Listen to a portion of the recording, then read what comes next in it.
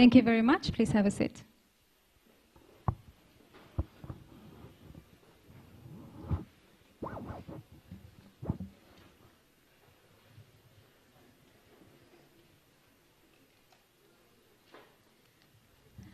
Thank you. Thank you once again, ladies and gentlemen.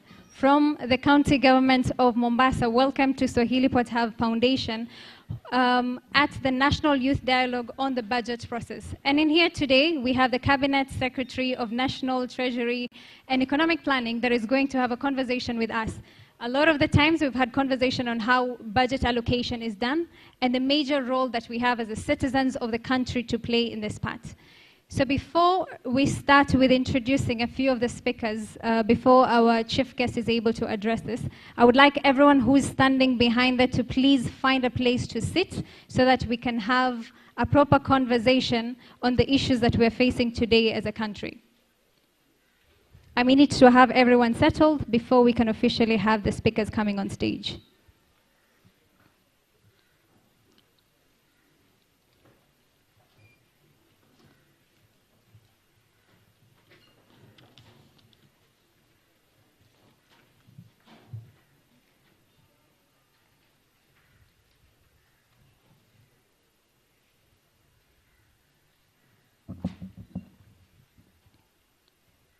Thank you. Thank you very much, everyone. Acknowledging that once again that we're here to have the National Youth Dialogue on the budget process and understanding the criteria of resource allocation and specifically on the role of citizenry.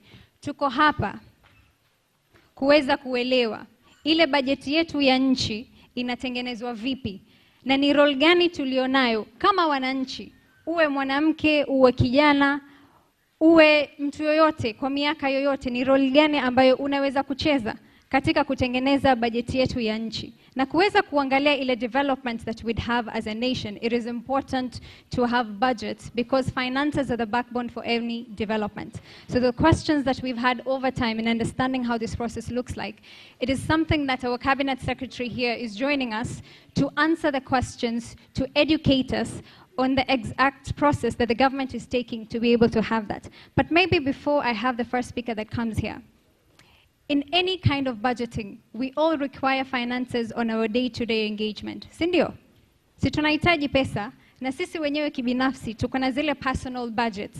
Lakini unapopanga budget, haimaanishi pesa uko nayo ama hauna. Unapanga ili kulingana na mahitaji ulionayo kibinafsi ama kifamilia. Alafu hapo ndo uweze kujua kwamba hiyo pesa tunaitoa wapi ili uweze kutimiza zile aspirations, dreams, na the needs of that family or your person. So today we're going to look at the same process that we would take in terms of your personal finances or family finances, where we look at it from the national aspect in terms of budgeting, budget process making, and budget allocation as well. And at the same time, I would like to acknowledge the CCM of Youth, Gender, Sports, and Social Services, Honorable Mbadi, that is joining us today. Thank you very much. And without further ado, I would like to call the first speaker on stage, and that is a representative from the Mwananchi Bunge, and that is none other than Josephat Msungu. Please come on stage and address the team.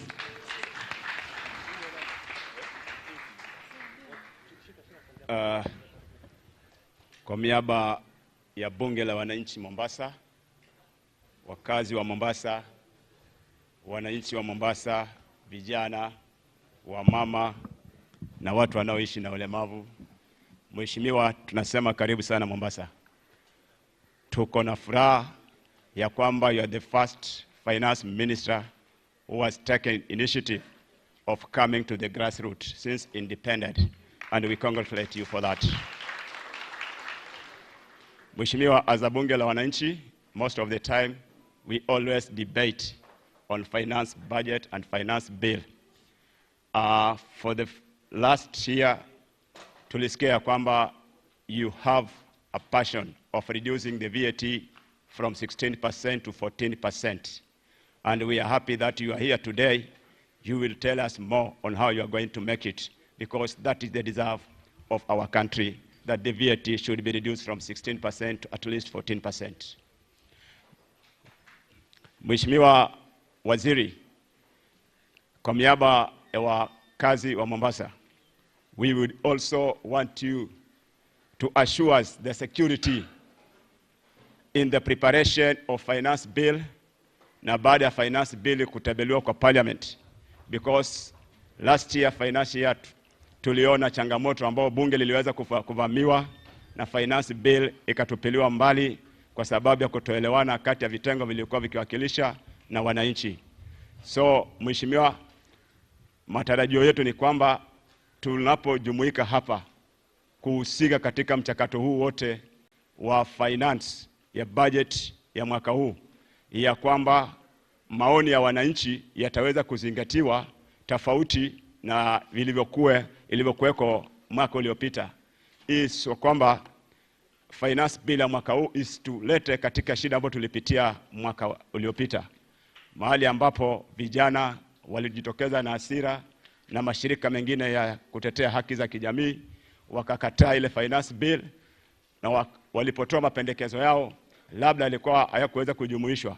Lakini tuko na imani kwa sababu umewacha ofisi yako kule na AC ambayo inakupiga kule ukaamua kukuja hapa chini kusikiliza maoni yetu, tuko na imani kwamba you are the best finance minister we have never seen it. Karibu sana Mombasa mheshimiwa. Asante. Thank you very much, Josephat. And next on stage is the president of the university students.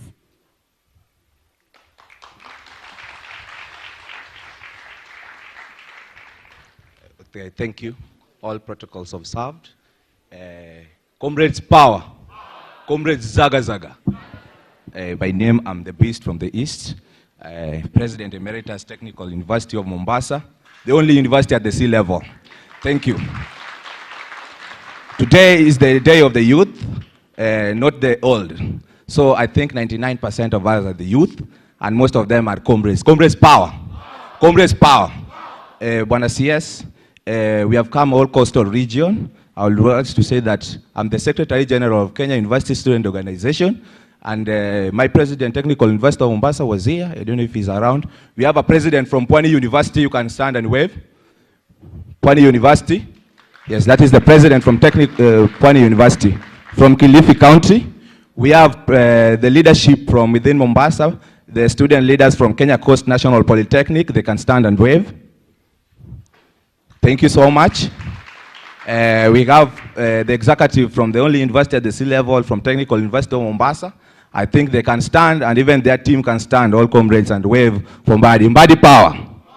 Comrades power. Power. I've acknowledged the position of the president, Technical University of Mombasa now. I want to take the shortest time possible. Yeah, I think I want to say that 75% of this country is made up with the youth.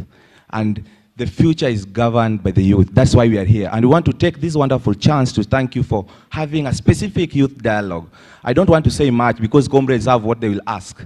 For this reason, I want to appreciate you, Mbadi, with the entire team. We had a warm welcome from your office. Thank you so much. Yes, Injia Wandali, welcome so much. And all will be said. I won't say all as a president, but the comrades will have time to tell. We'll wish you be here for the next 2 days and meet specifically student leaders. 99% of the Gen Zs are student leaders. Thank you, and make comrade race. Comrades power.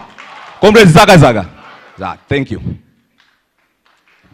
Thank you very much. That was the Secretary General for the Comrades. And next on stage, we will have the Chair of the Youth Advisory Group. Rehema, please come on stage.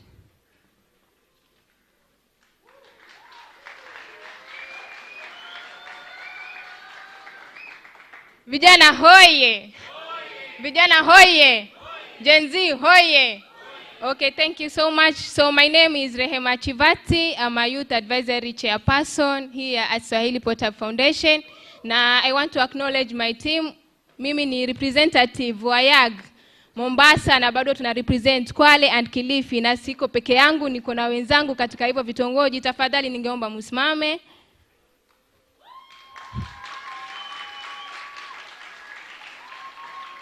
Okay, thank you. So I want to also acknowledge our honorables. Yes, welcome to Swahili Port, welcome to Mombasa. Mombasa hakuna matata, au sio vijana? So karibu sana waziri, na role yetu sisi kama Youth Advisory Group Mombasa ama Swahili Port Hub Foundation. Role ya kwanza sisi kama vijana tuna make sure kuwa tuna advise vile vitu ambavyo vinataka vifanyike kwa vijana ama nyanjani. Alafu role ya pili bwana waziri ambao tunafanya sisi kama vijana, role ya pili ni co-design. Tuna make sure kama ni programs ambazo zinafaa zisaidie vijana, tunaingilia wapi na tunachangia kitu gani ili kuhakikisha kuwa vijana wanafanywa vitu ambavyo ni sahihi kwao. Alafu role ya tatu bwana waziri, pia tuna on board. Hatufanyi kazi juu tu hivi. Tuna make sure wale vijana wamekuwa onboarded into database. Ndio tujue ni vijana gani ama interest zao ni gani na malengo yao ni gani ama ni vitu gani wao kama vijana wanataka kufanya. So mimi si mwingi wa maneno bali mwingi wa vitendo. So karibu sana waziri na asanteni sana vijana. Thank you very much. That was the chair of the Youth Advisory Group. Amesema actions speak louder than words. So I would like to invite the host of Swahili Potter Foundation, and that is founder and chief mentor of the hub, Mahmoud Nur, to please officially open today's session and welcome the Cabinet Secretary of National Treasury and Economic Planning to give his remarks. Asante Rukia. Nafikiri leo ni siku ya vijana. Bwana CS, karibu sana, ndio mgeni wetu wa heshima. Najua pia umemwalika So najua pia umemwalika Governor wa Mombasa ambaye yuko njiani yoaja kutoka Nairobi. Lakini kabla ya hapo nilikuwa nataka nimpatie dakika moja the Deputy County Commissioner ili atujulishe wenzake ambao wako hapa, alafu ndio tuende kwa dialogue ya vijana. Ni kuintroduce alafu tuende kwa dialogue. Karibu.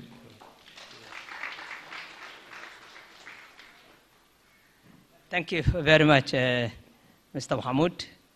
I take this opportunity to welcome our CS for National Treasury with this dialogue for the youth.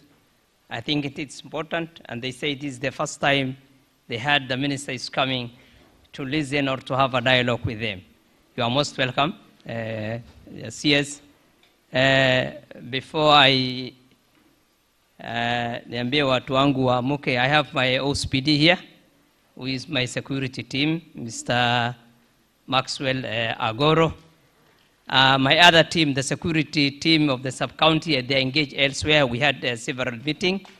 I also have my chiefs and assistant chiefs. My ACC also is attending a burial of a relative in Central. I have also an assistant county commissioner from the county commissioner's office, Mr. Madoka. So thank you very much, sir, and you are welcome. Asante. So bwana waziri, mimi ujumbe wangu ni moja peke yake kwa sababu nilikuwa nataka uwe na dialogue na vijana. So sitataka kuzungumza sana. Huwa naongea na wao sana, wamenizoea. Lakini ukiangalia vijana wengi wanajipatia ajira kwa kupitia hizi tarakilishi, either simu ama laptop.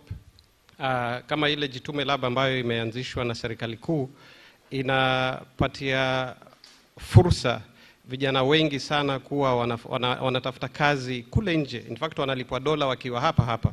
Lakini baada ya wao kutumia hapa, huwa tunataka wakianza kupata zile ajira wanunue laptop ama watumie simu yao waende wafanye hiyo kazi nyumbani. Lakini kama kuna changamoto kubwa sana, nikiwa tunaweza kufanya laptops na simu ziwe affordable. Na njia moja ni kupunguza ushuru yake. Kwa sababu ikiwa tunataka vijana wafanye kazi, na najua rais amekuwa anasukuma sana hizo kubonyeza upate ushuru, yani bonyeza upate dola, sio?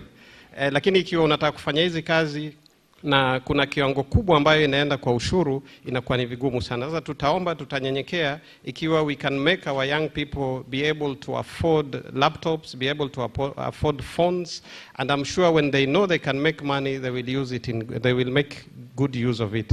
So sitachukua mambo mengi, nitamalizia hapa because pia mimi nakuja kusikiza vijana wanasema nini. Hii ni siku yenu, sio siku yetu sisi. Asanteni sana.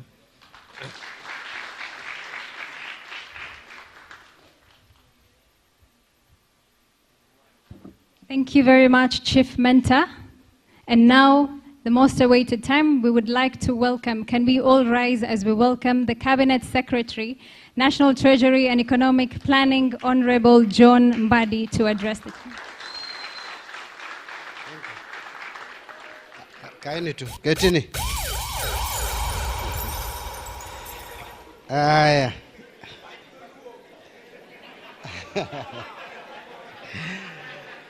Mombasa hoye. Vijana hoye. Asanteni sana. I will try to use 2 languages, but heavily on English. Nitachanganya kidogo na Kiswahili, but I will largely speak in English. First of all, let me take this opportunity to thank you, the young people who are here today, and all Kenyans who have graced this occasion.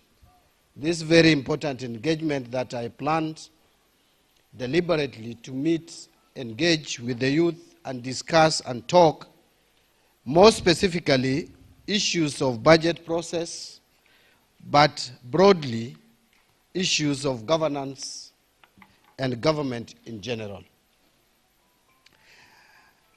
Something happened last year, the youth uprising, the Gen Z quest to repossess their nation and take back decision making.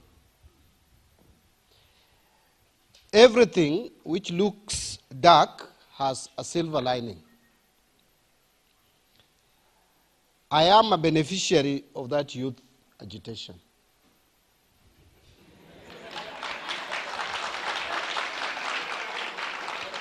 And I'm very conscious that I'm a beneficiary of that youth agitation. And therefore, my survival or continued stay in office is heavily dependent on how I manage that youth agitation.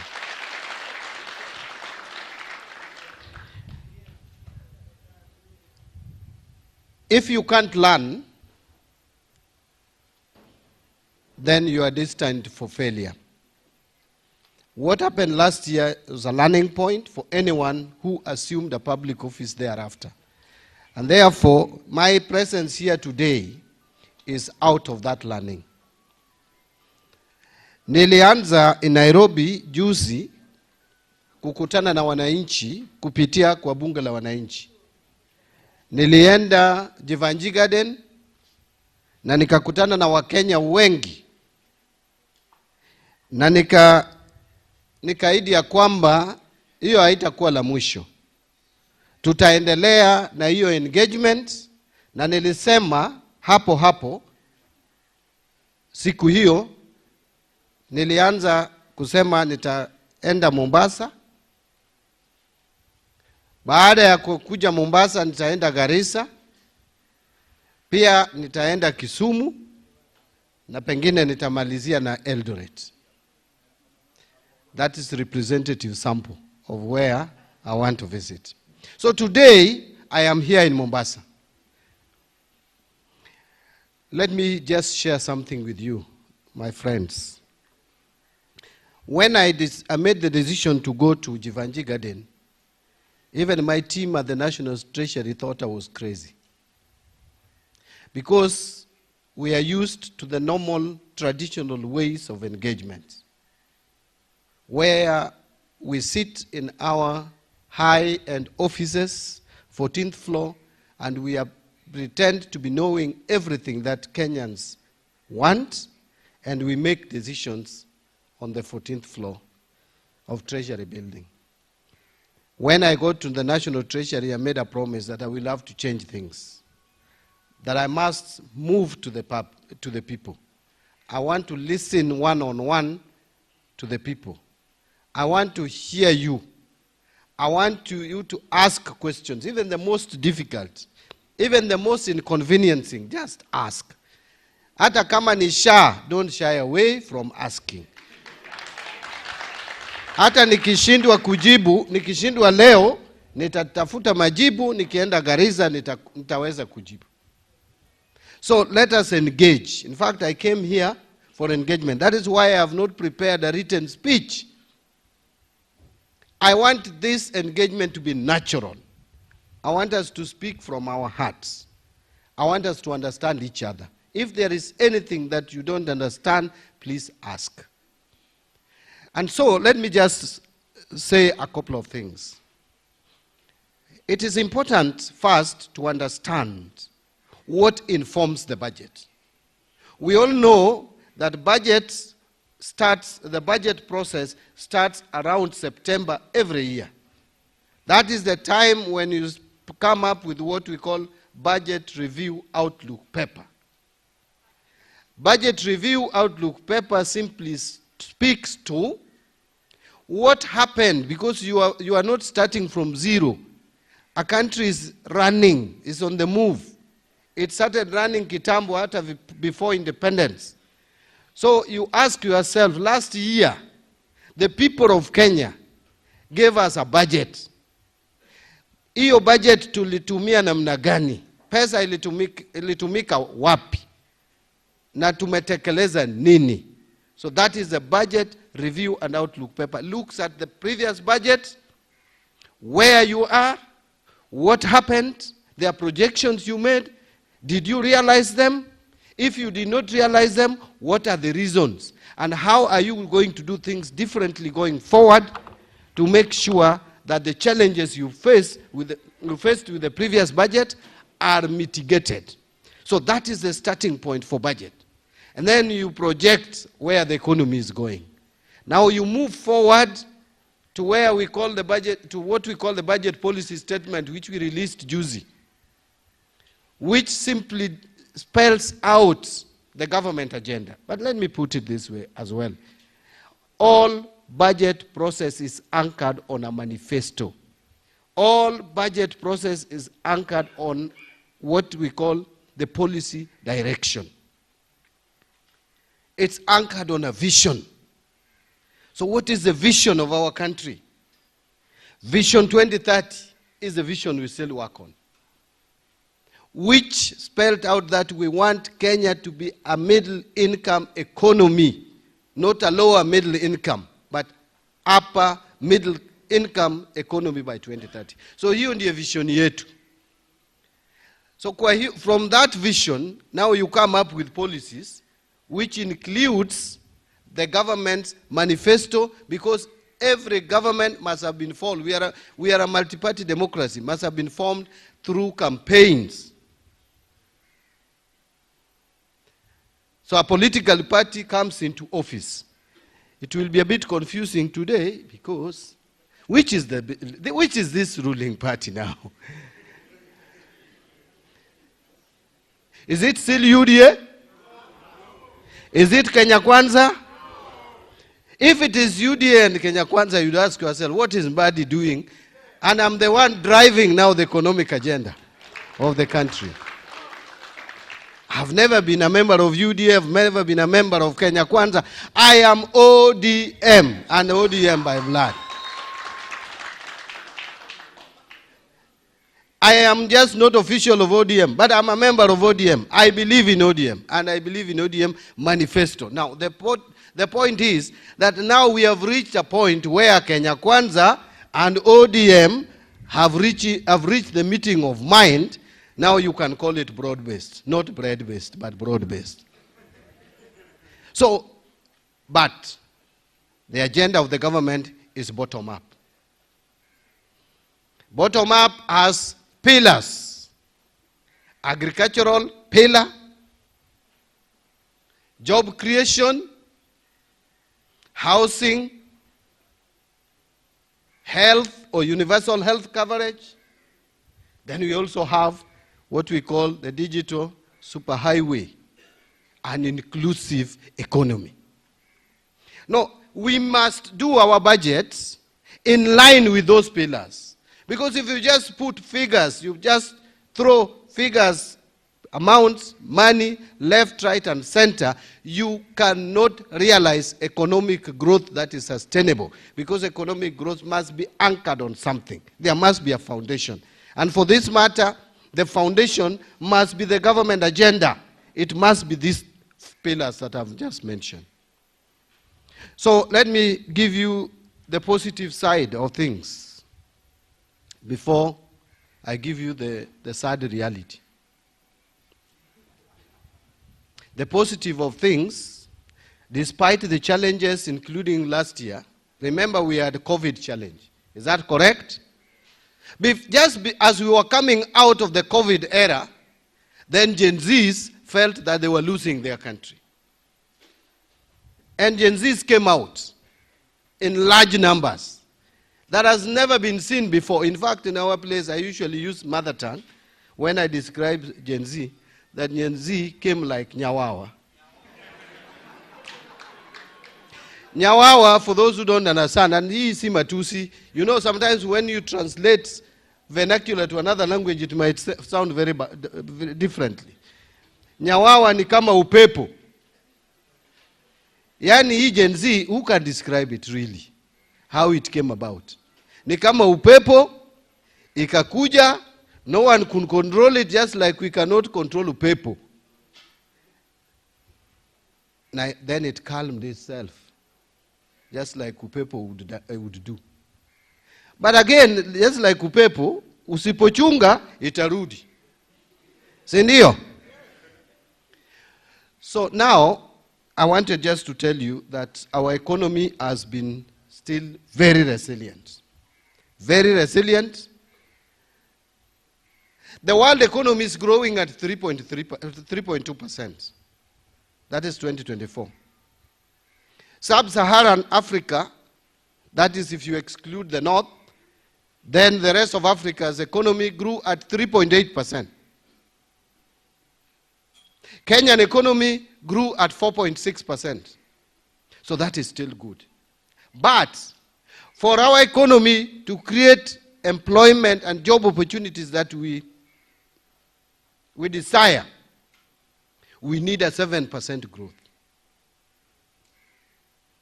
So even though it is 4.6%, it is still not good enough. But it is not terrible. 2023, our economy grew at 5.3%. Now it has grown at only 4.6%. The first quarter of the year, it grew only at 5%. Second quarter, 4.6%. Third quarter was even worse at 4%. The fourth quarter, there was a rebound. We are projecting 4.7, 4.8. So generally, 4.6. That is good news, not bad news. The other good news is our inflation is managed. It is at 3.5%. Sometimes I hear people say that you are talking of inflation down. Is that really true? The question I would ask you, have you taken time to compare the cost of food items, just basic one, in February this year and February last year? Because we have the statistics. I have them here. If you want, I will share with you later. The figures are here. But have you compared with 2022? So at least inflation has been managed because of investment in agriculture and a favorable weather. Because our inflation is largely driven by food items, fuel, and energy. Even if you check the prices of fuel 2022 and now, there is a reduction. The cost of electricity has also come down slightly, not so much, but slightly. Our reserves are good, so we are not scared that we cannot pay our foreign debts because we have enough reserves to cover 4.7 months of import. That is generally very good. We have been having only 2 months cover. Now we have 4.7, which is $9 billion in reserves. Something positive again is that the interest rates, the government of Kenya has been borrowing money from you people through banks and other financial institutions, pension funds, giving government money, Beja banks, KCB, Cooperative Bank, Equity, DTB, have been giving the government of Kenya more money than they are giving the individual Kenyans, the private citizen. And they have been giving us money at very high interest rates. Up to August last year, if you were buying 91-day treasury bill offered by government, you would get interest of 16%. Thursday last week, I did not check yesterday, but I think the change is not much. Thursday last week, in so many years, only witnessed during Kibaki time, the interest rate on 91-day treasury bill was at 8.9%. I know many people may not understand what that means, but I will explain it to you just in a layman's language, because not all of you are figures people. And by the way, before I explain to you, can I ask you a question, but don't answer me? Why am I the CS for National Treasury? Am I the greatest economic mind in this country? You have answered me, although I say don't answer, because I knew the answer, obviously, and so I didn't want to feel very small, because I knew you were going to say no. And that is the correct answer. I'm not. Am I the greatest financial mind in this country? Am I the greatest accountant in this country? No. I may be among, but they are greater minds. There is a reason why I'm here. And the most important reason is that God wanted me to be here.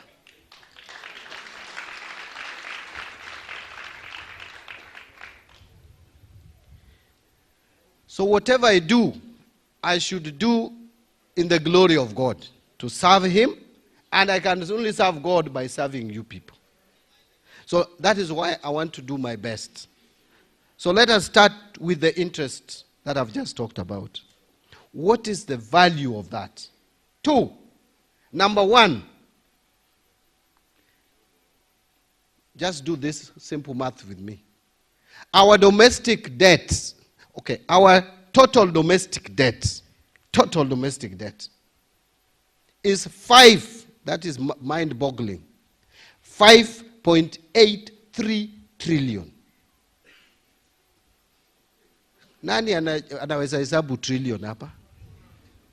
Ukipewa trillion kuhesabu utasahau, uanze tena, usahau mpaka ukufe kabla hujamaliza ku. So trillion ni pesa nyingi sana. 5.83 trillion. That is what? Domestic debt. Out of that, 15% is what we call treasury bills. Treasury bills are those government papers which are not more than 1 year. Yani, ukikopesha serikali pesa, unalipiwa 3 months, 6 months, 12 months maximum. Those are what we call treasury bills. So those who own treasury bills in this country,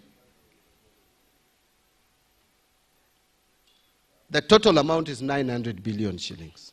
So let's take that 900 billion shillings. If we were borrowing 900 billion shillings at the rate of August last year, interest, you will be paying serikali 140, the government would be paying you, paying all pension funds and banks and what have you, the government would be paying them 144 billion per year. If you borrow at the current rate, meaning if we retain this rate, if we manage our economy in a way that the government can only borrow at 8.9 or to say 9%, if the government can borrow at 9%, the way it is today, even for a whole year, we will be paying only 81 billion shillings as interest. So 144 minus 81, we are saving 63 billion shillings. 63 billion shillings is enough to take care of all the support that we are getting from USAID. Ile pesa Amerika ilikuwa inatupea yote kwa mwaka mzima, 52 billion, we have 63 billion to take care of that, and even with change. Here 63 billion can help us support CDF projects, because I know that is what, for the whole country, CDF is only 54. 63 can pay CDF of the 290 constituency for the whole year, and you still remain with 9 billion. 63 billion we can save by reducing interest rates from 16, where it was in August when I took over office, to today. If we take it to the current rate for a whole year, the money we will save out of that can pay term 1 capitation for both basic or primary school, JSS, and high school, which is only 48.8 billion. Are we together? What I'm saying is we must manage our economy better so that we can realize some of these benefits. The second value, or the second advantage of coming down of interest rates, is that interest rates by banks will also follow. You have seen recently Equity Bank reduce interest rate by 3%, Kenya Commercial Bank by 2%, some banks, Cooperative Bank 2%, some 1%, but if it is consistent, then they will lower interest rate. And when the interest rates are low, then someone with a kiosk can go to the bank and take loan and be able to pay, especially if government is also paying pending bills. Sawa sawa? So that is the positive side. Let me now come to the negative. Let me now paint to you the real picture. You know, when I talk about these nice things, you think things are rosy, and then you ask yourself, but how come I don't feel it? You see, that's the question you'll ask me. How come I don't feel it? Why you don't feel it is because of the following. Number one, my fellow countrymen, our debt level has reached a point it was almost slipping to unsustainability. We have reached a point, and let me just explain this to you, that we are struggling to pay our debts. And it is a catch-22 situation. We are between a rock and a hard place. For us to clear our bills, we should be taxing you more. But we can't tax you more. So what do? We have to struggle to pay these debts. Attempt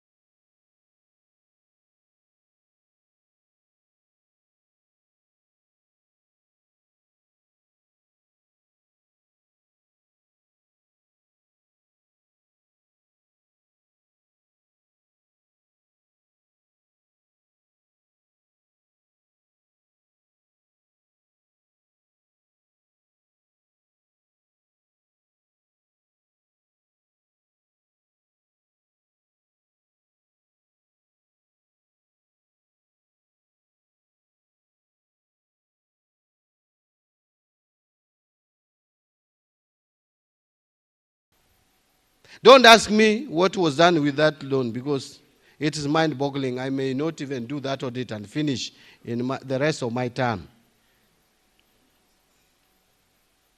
But this is what scared me. The repayment, the maturity. These loans were taken around the same time. Now it is like a flood coming. It's like, what do we call this? This flash flood. Not Nyawawa. It's like flash flood. So this is what I found. I found this. Remember last year the shilling almost lost its footing, isn't it? The shilling exchanged at 160 to the dollar. Many people don't know why. The reason is this. There is a loan that the government of Kenya took, a Eurobond of $2 billion. That is over 260 billion shillings. That bond was coming for payment in June last year. And by February, the government of Kenya had no plan on how to pay it. So everybody, the whole world, saw that Kenya was going to default. And therefore, it put pressure on our shilling. If the government did not act to take another Eurobond to stop that one, I would tell you the shilling would be today 5. In fact, we would be carrying shillings in Wagunia, ukienda kushop. You know, some of these things happened in Zimbabwe, Uganda, and we think it is far-fetched. It is not. You just make a small mistake, and it happens. Now, this is what I found. That one I found had been sorted out. But there is another Eurobond of 900 million coming up for payment or repayment on 22nd of May, 2027. 2027. Another one is coming up for payment of $1 billion in February 2028. Another one of 1.5 billion US dollars, and I'm talking about US dollars, 1.5 billion US dollars is coming up for payment 2031. Another one of 1.2 billion US dollars is coming for payment 2032. Another one of 1 billion is coming up for payment in 2034. So 2028, there is 2027, Eurobond coming up for payment. 2028, another one. 2031, only 2029 and 2030, tunapumzika. 2031, another one. 2032, another one. Tunapumzika 2033. 2034, another one. Then unapumzika from 2034 mpaka 2048. Hello? Are you together with me? You are not? Bas, nyamaza, that is not the end of the story. This year, hiyo nimemaliza na Eurobond. Nimerudi kwa this year. Maneno ingine, syndicated loan. TDB. And this is a loan, 13% interest. At afadhali Eurobond ni 7, 8, 9%. 10 maximum. Hii ingine 12, 13. And this is the story. In September, we have 200 million US dollars to pay. 200 million. You can convert into shillings. About 26 billion. The same September, there is 75 million, but not dollars, euros to pay. Then the following month, October, there is another one of 646 million dollars to pay. If you add those three, September and October, this year, what we must pay, you can't roll it over. You unalipa. $952 million. That's about almost 130 billion shillings. Hii mwaka hii, September and October. And this syndicated loan goes up to 2030. The ones we should be paying. So what am I saying? I am saying Kenya's economy needs patience. And Kenyan economy, we need to fix it. We cannot suspend facing this economy any further. We must do it now. And doing it now is we must revamp our economy. It must grow at a higher rate. But in the process, the problem is this. You know, you are getting taxes from people to pay loan. These people you are taking money from to pay loan are not seeing the services. How will they give you their taxes? So that is the problem we have. That is why I've come to you, that the resources are constrained. But how effectively can we use the little that we have in a way that would impact in your lives so that you can help me continue retiring these loans until we reach a point when Kenya will be in a position of serious takeoff economically. Otherwise, if we just complain and continue complaining, who will solve these problems for us? If I was to run away, I would have run away. I would have said, no, no, no. There was nothing forcing me to take this job. If anything, I was not even in Kenya Kwanza. I was not even a member of UDA. I was this other side.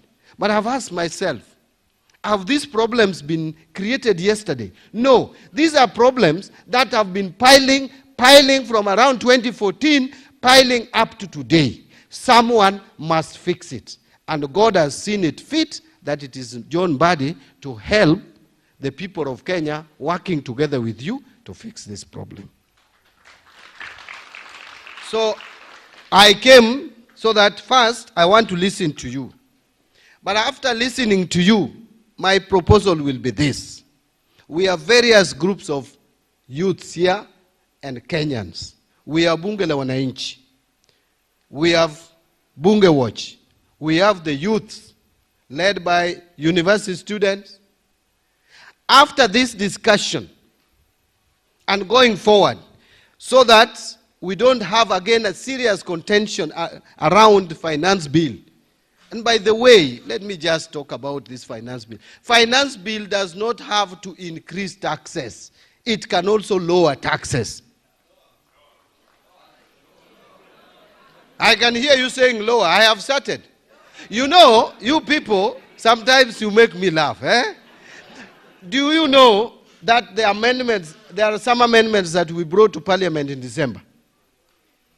Are you aware? We brought amendments back to Parliament where if you are employed today, the day you are going home, you take your pension without paying any tax. That is number one. Number two, even if you are on temporary job, you will be getting your gratuity without paying tax. Number three, we were taxing you on this share contribution double. We were taxing you on housing levy double. Why are you saying, hey, and that is the truth? Now, with the amendments we brought in December, we are not taxing you double.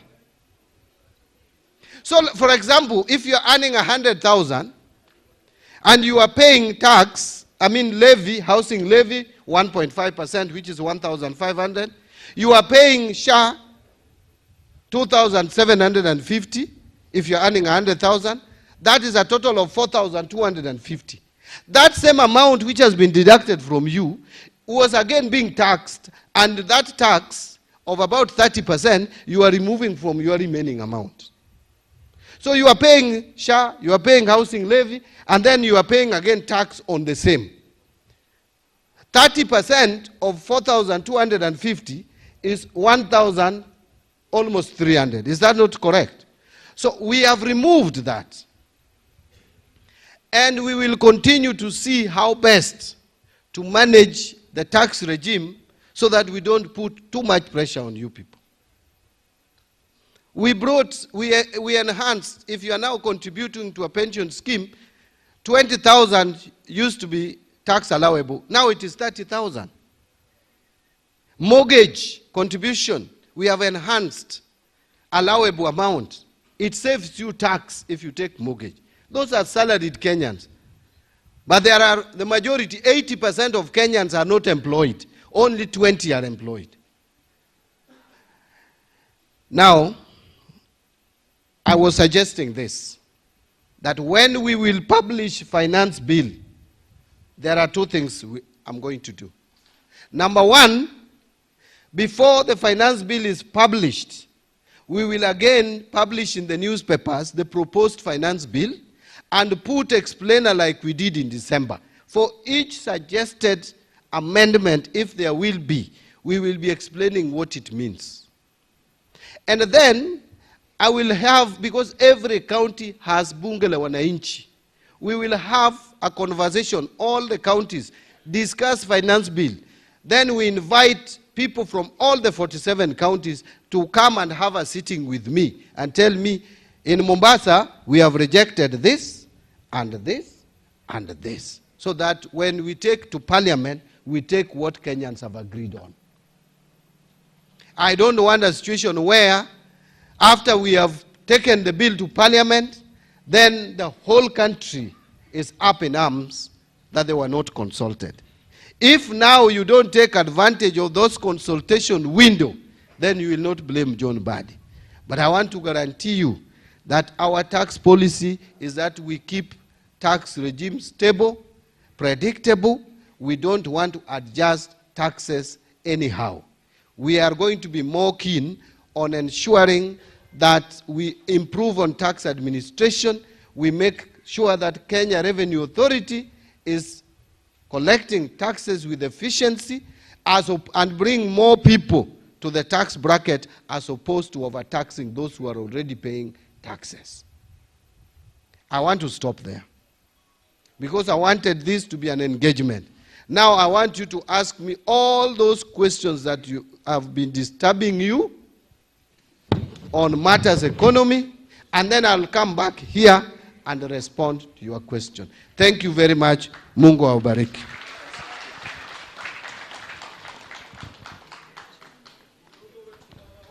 Thank you very much. I think he deserves a bigger round of applause for taking us through exactly what it means to plan for the government budget and also basically just enlightening us on the country's debt. And it is very important for us to understand how our taxes are allocated and at the same time how we're able to all contribute to this. As Waziri has said, today is a dialogue. Over 80% of the people in the room are the young people. Si tulikuwa maandamano? Sasa badala kuenda maandamano, it is important to actually, instead of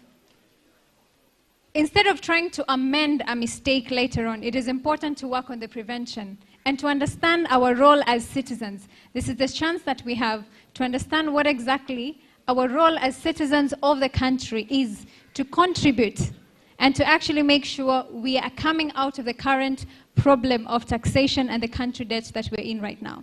So I'm going to have my colleagues, Rajab and Wilson. Do I have Rajab and Wilson around? Yes.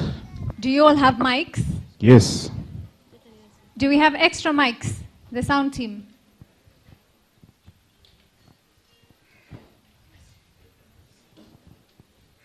Rajab, Wilson, and Chicha. Please take the other mic. How many more mics do we have?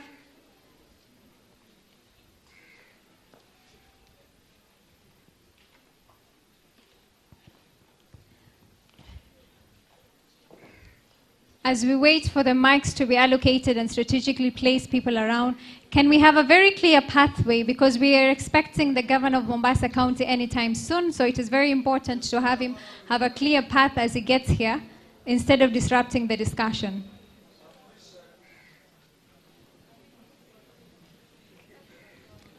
Rajab and your team, please make sure we have people strategically placed at every corner to ensure everyone has equal participation to this discussion today. I know it is already 4 p.m. To my Muslim brothers and sisters who'd like to take a break to take your Asri prayers, we're going to break for prayers about 4:45 p.m.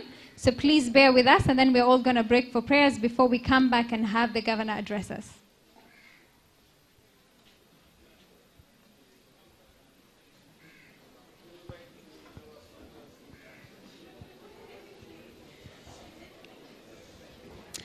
As we have the sound team take care of the mics, I would like to remind everyone on today's agenda.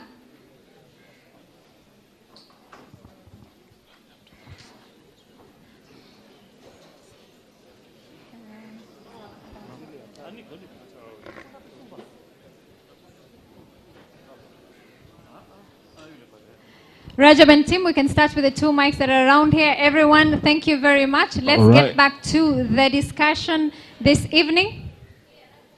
Okay, this is how we're going to do it. You're going to raise your hand. I'm going to follow you where you are in an orderly manner. Tafadhali, kwa utaratibu tu, ukiinua mkono wako nitakuona. Sote ambao tuko na mics tutawafuata na mtaweza kuuliza maswali yenu. Kwanza, pili, ukipewa nafasi, swali ni moja tu ili mwenzako pia apate nafasi.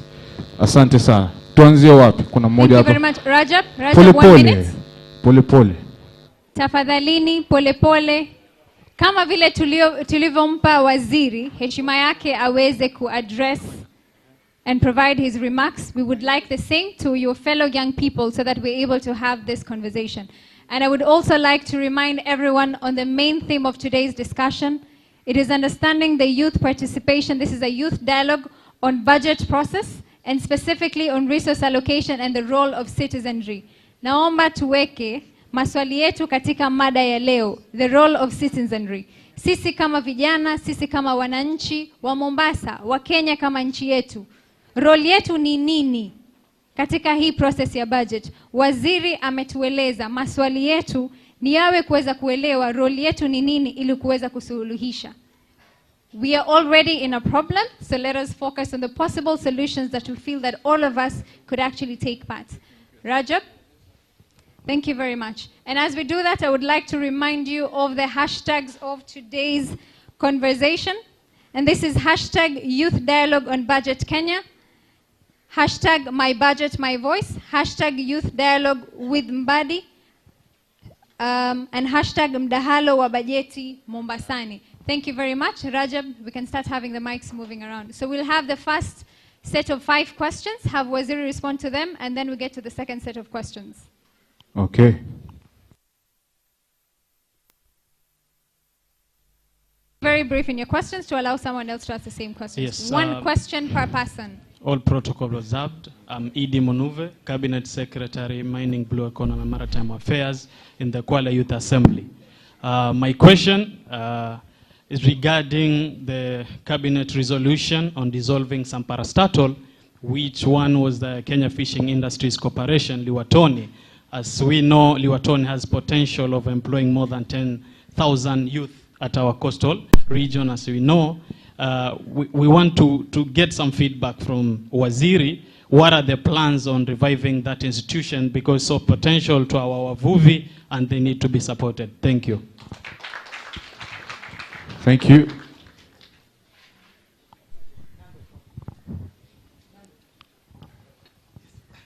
Oh, thank you. Okay, comrades power.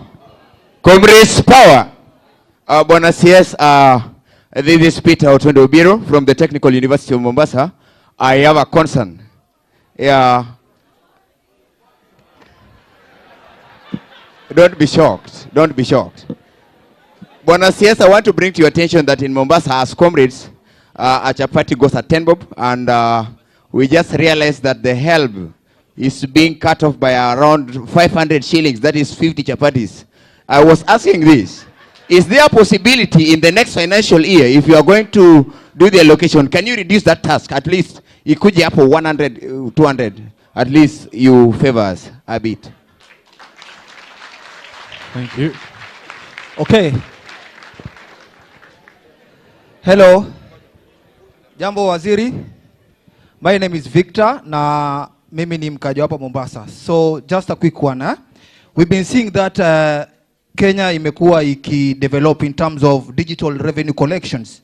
And Mombasa County was the first county to introduce that platform, whereby at least we can now be taxing people using the digital platforms. But when it comes to the government now, tunashindwa kazi. Na yetu mnatuambia kuwa people should go to digital. Now when us paying to the question, please straight to the question. Waziri, tafadhali, Usinichanganye nani tafadhali, Rukia. Usinichanganye tafadhali. Usinichanganye. Sawa, tuendelee Nandos, tuendelee. Swali langu ni hii. Wacha niongee Kiswahili tuelewe. Swali yangu ni hii. Mombasa County ndio ilikuwa county za kwanza. Mombasa County na Nairobi kuintroduce digital revenue collection. Nairobi tulikuwa na GGPay. Mombasa tumekuwa watu wa revenue walikuwa nakata leseni na kila kitu ilikuwa inakatwa through mtandao.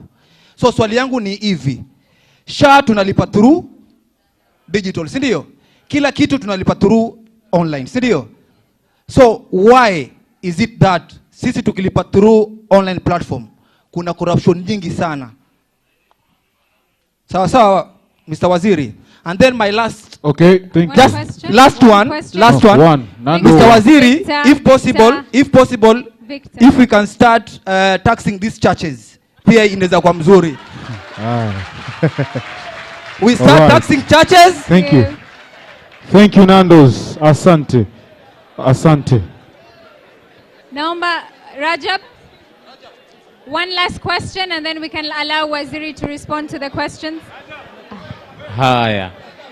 Hello. Haya.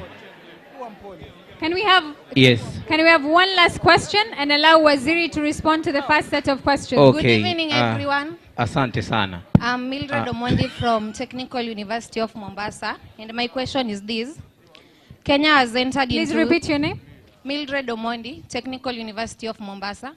My question is, Kenya has entered into several programs with the IMF in the recent years. How does Treasury ensure that the contract attached to these programs do not disproportionately burden ordinary citizens through the austerity measures? Thank you. Thank you very much. So let us allow Waziri to respond to the first set of questions and then we will come back to the second set of questions. Kama hamujanielewa kwa lugha ya Kizungu, ningependa tumruhusu waziri wetu ajibu haya maswali matano ya mwanzo, kisha tutarudia muulize the second set of questions. Oh, there are four. So we have one last question. There is a lady back there. Malenga. Asante. Itifaki ilozingatiwa mabibi na mabwana, hamujambo. Ali, 1 Sorry. minute. The mic is being given to a lady. Please let's allow her to It's respond. okay, because I've also been given a microphone, maybe. Thank you. I'm so sorry. Let's allow her to ask the question and then we'll get back to you during the second set of questions asking. Amjambo. Mko salama? Kwa majina naitwa Raudha Mohamed. I'm a youth leader here in Mombasa. My question is, as we are, Bwana Waziri, as we are looking at resource allocation and bettering our economic, how are we addressing the corruption in the country?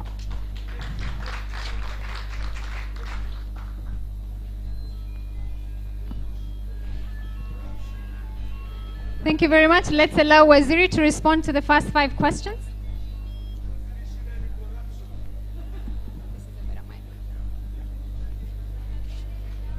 Can I have the mic stand? Thank you very much. I appreciate 5 of us who have asked questions. First, I'm very happy with one of the hashtags, that is my budget, my voice. Let me try to address the 5 questions. Some of them have been repeated, and for emphasis, I will deal, especially the issue of corruption, I think has come more than once.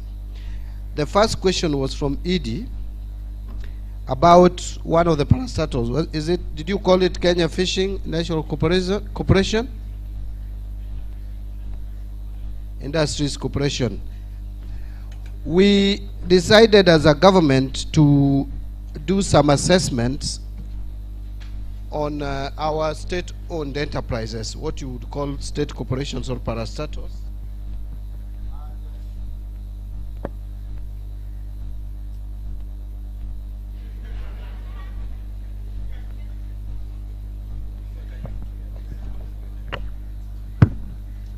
Thank you very much.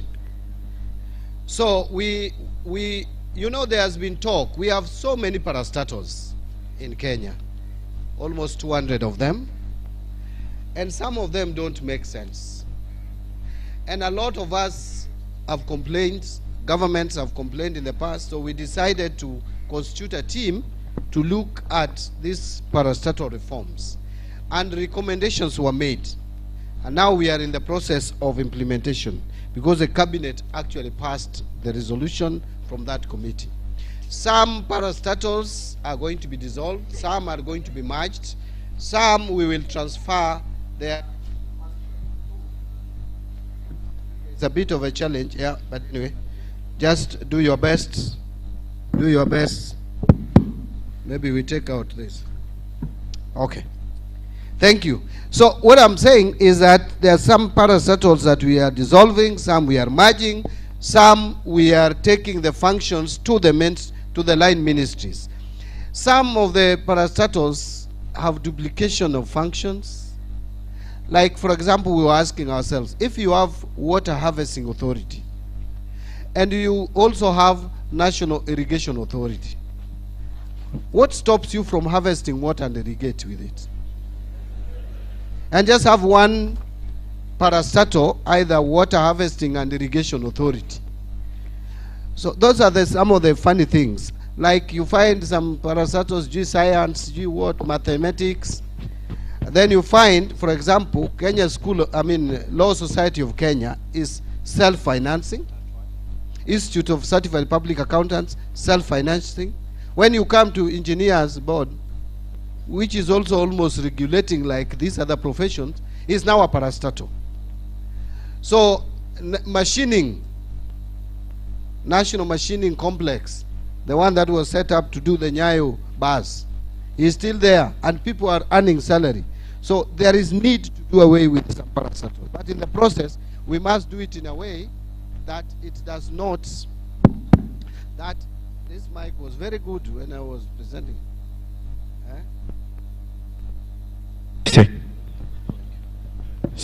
I might use both of them.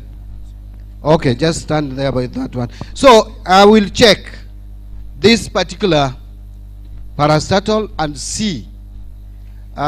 Before I leave, I would want us to get that gentleman's number.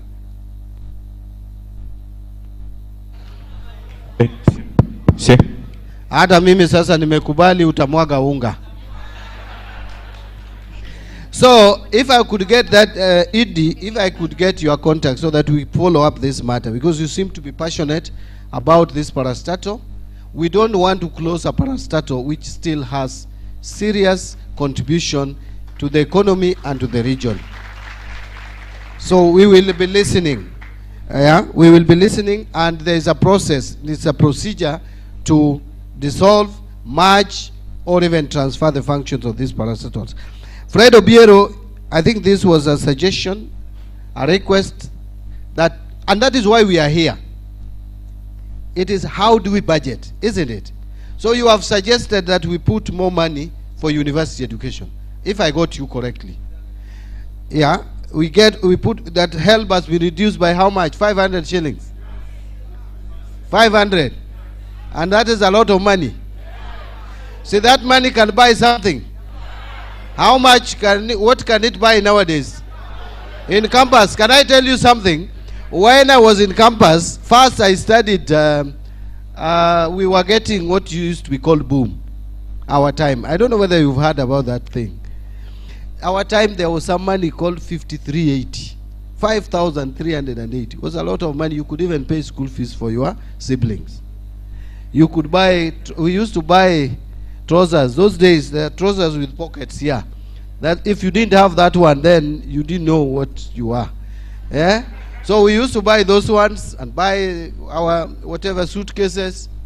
Then towards the end of my schooling, something radical came. That now we have to buy food.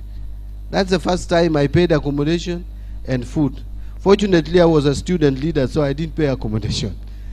I was given a room for free. But I paid food. And that time, ugali was 2 shillings. Sukuma wiki, 50 cents. Black tea, coffee, tea, cocoa, 50 cents. The most expensive was beef, 7 shillings, 50 cents. Is it the way it is still? Things have changed. They are tougher, eh?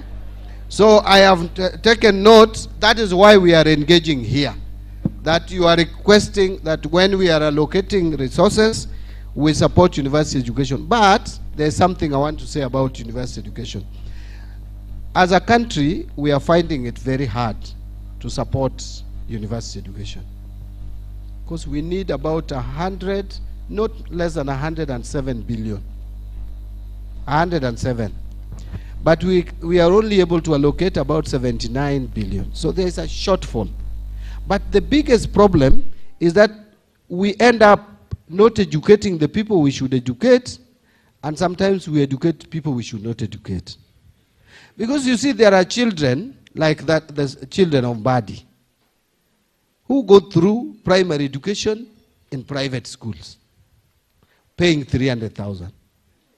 High school, 500, 600,000 per year, or even per term. Wakifika university, I surrender it to government. I surrender my child to the government. Yet, child of a poor person, a peasant, a primary school teacher, because I categorize primary school teachers as very poor. I have one in my home and I know. My own brother, I see what he goes through. Sometimes I come through for him. So you find these children of poor people. Hello, let's not digress to the primary school teacher. The bottom line, what I'm trying to explain is that we have poor among our society. We should put resources to educating these poor people. If it was not for the free university education, which I got, I would not be standing here. Because my parents would have not managed. Even my siblings would have not helped me. Because my brother who paid my school fees in high school was just a casual laborer in Kericho Tea Estate. He would not afford university education. He tried, he really struggled to get me through high school. So we need to support those who have the potential, those who will be very senior people in the society, but are leaving school because of lack of school fees. So I am very confident that the government is working on a way of ensuring that those who cannot afford to pay university pay, even as we put more resources to university education. Revenue collection, this one I think is largely about corruption. And I will tie it to the last question by Mohammed. A lady called Mohammed. There is Victor. They both asked similar question. So the question was corruption. Let me explain this. If we seal the loopholes of corruption, which I believe we must now, because remember, ladies and gentlemen, this money we have been going for out here,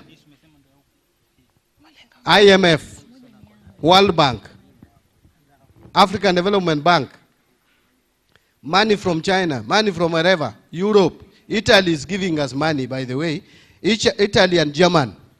Those are the leading bilaterals now with Kenya on loans. That money is not going to be there. With the Trump administration, it's very clear.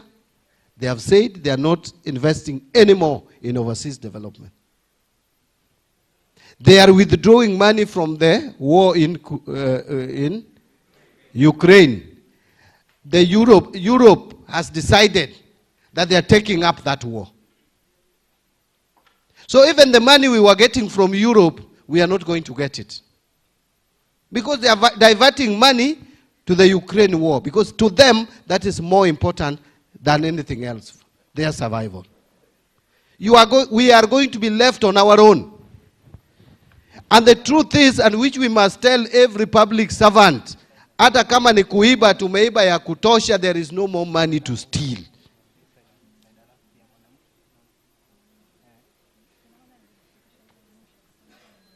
There is no more money to steal. There is this talk someone was putting it on me. It is the former President Uhuru Kenyatta who said it, that every day we are losing 2 billion. Have you heard about that? Let me ask you, if we are losing 2 billion every day, how much is that per year? 720. I was asking, if we then reduce our appetite by 50%, if you are stealing 1,000, steal 500. Another person, if you are stealing 100, steal 50. If we make a decision, a conscious decision, the whole country, those who are stealing, not all of us, those who are stealing, that from now going forward, we steal 50%. That is not desirable, but I'm just suggesting. What happens? You will save 365 billion in a year. The total external debts that we borrow, external, is only 352. So I would not even go to queue in the IMF offices, World Bank.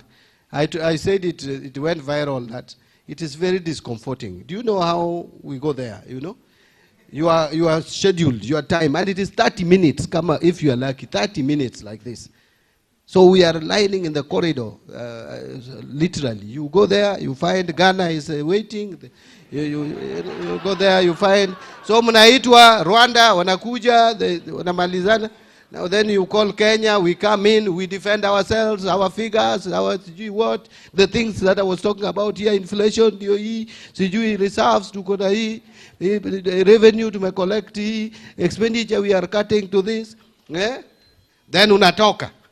That is how you get the money from IMF and World Bank. My friend, if there is something we must work towards getting out of, is that begging culture. And saa hiyo tunaenda America na nitaenda April hii. On 18th, I'm on air going to the US. Tunapanda ndege, ministers, imagine tumeweka tai, tumenyonga tai. Ministers wa Africa, tunaenda wapi? Tunaenda kuomba America. You know, it is, by the way, it is the truth. Now, how do we deal with corruption? We can put systems, but corruption to fight, it must start with me and you. I will spell out what we are doing now to fight corruption. But I will explain to you that that is not enough. They even frustrate systems. Kwanza nyinyi mejenzi mmesoma, mna understand teknolojia, you can collapse it anytime and bring it back. So hata tukileta teknolojia gani, if you decided to hack it, to do what, you will do it. So it has to be a cultural change. It must start with you. We must change our habit. I went to Singapore. I've been to Singapore, I think thrice actually. There was a time I was in Singapore, and let me tell you this. And this is not a created story, it is the truth. I went and had my lunch. When I finished, is when I discovered I only had US dollars, and they don't take dollars. You have to go to the bureau, get change, and pay. Now, I told them, I don't have money, and I left my card, my credit card. So what do? They told me, no, it's okay, it's okay. I asked, is there a bureau here? They told me, yes, here you can get money exchanged. But the rates are not so good here. There is a place where you can get better rates. Imagine someone telling you that. I wonder how many in Kenya will tell you that. That don't exchange your money here, go and get a better rate there. And you know they are pointing about 300 meters away. So I said, fine, so I can get better rates there? Yes. Then I pay? Yes. So I thought they were going to give me someone to go with me. Imagine, he said, just to go, it is there. I walked and I was looking and I'm alone.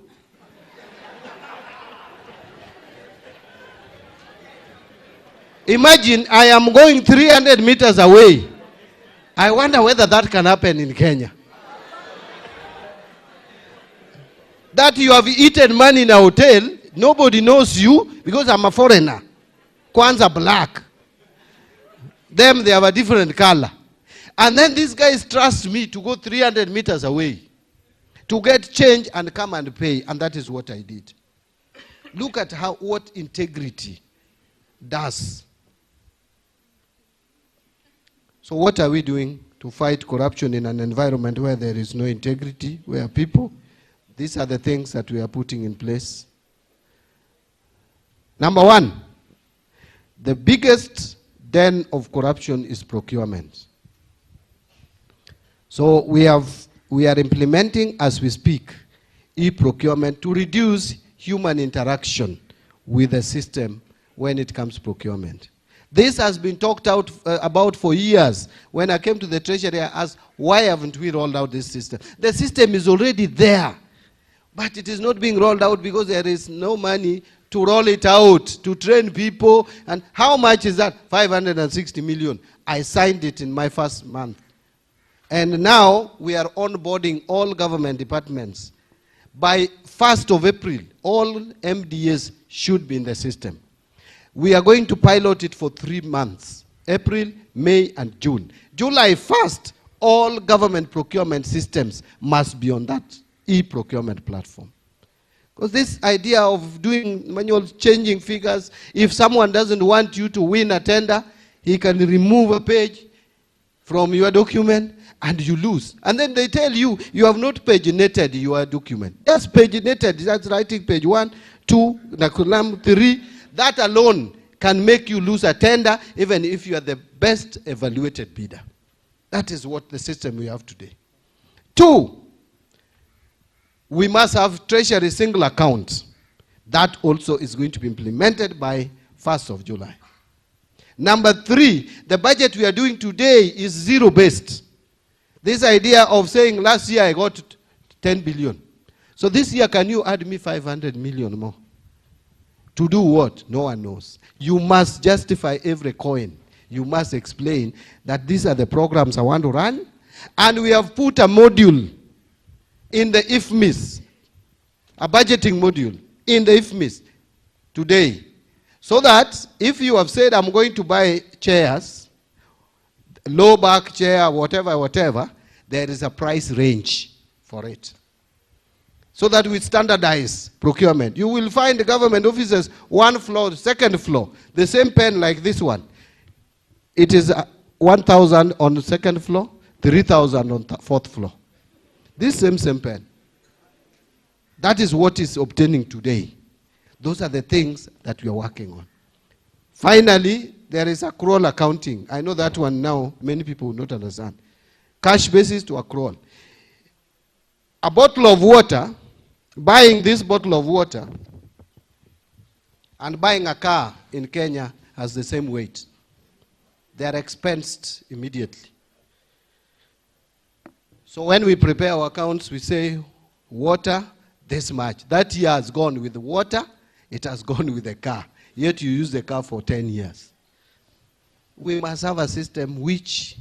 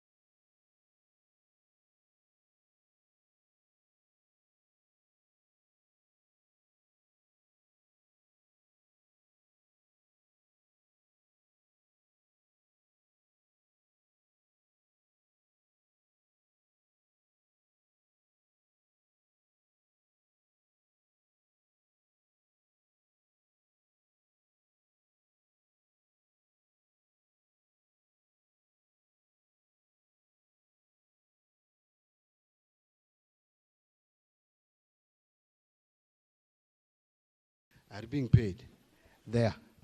And you can't tell. You go to Ministry of Health, it's the same. You come to my own treasury, it is the same. The last question, no, not the last, second last, taxing churches.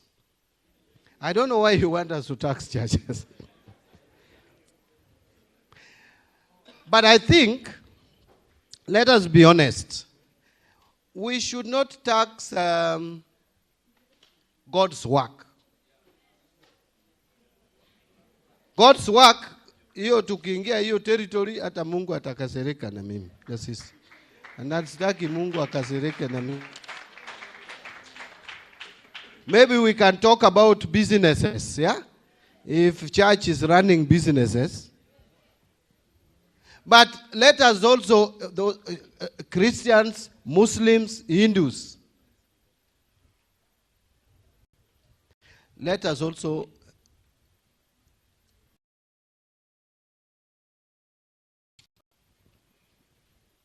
if we are going to reject any public contribution, let us reject everything public. Let us be putting money in envelopes and hand them in. Whether you have stolen that money, you ni shauri yako na Mungu yako. Because you cannot say that my million is the one that I've stolen, yet someone has contributed 1,000 and you don't know whether he also stole a chicken.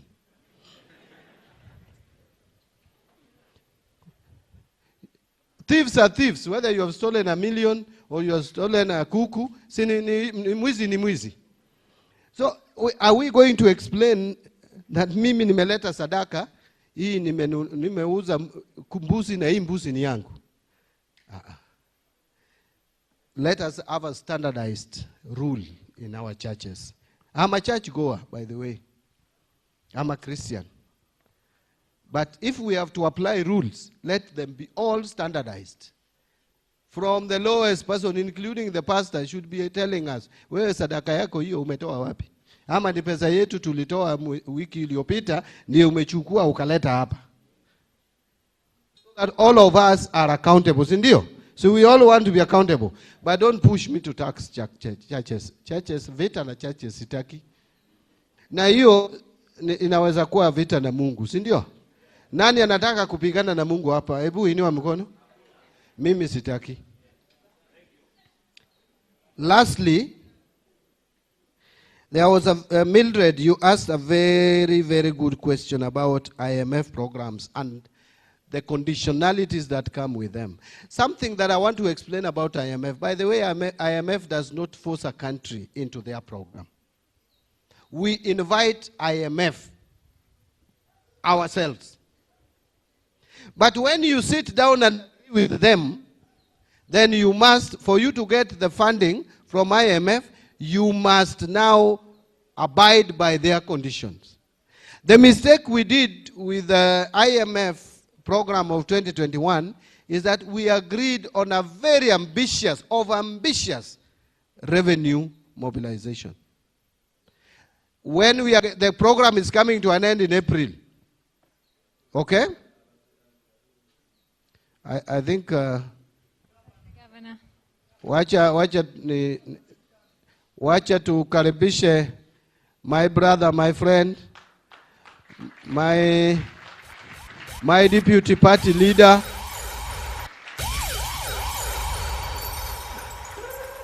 Abdul Samad, the governor of the great people of Mombasa, my colleague, I want to repeat, my deputy party leader.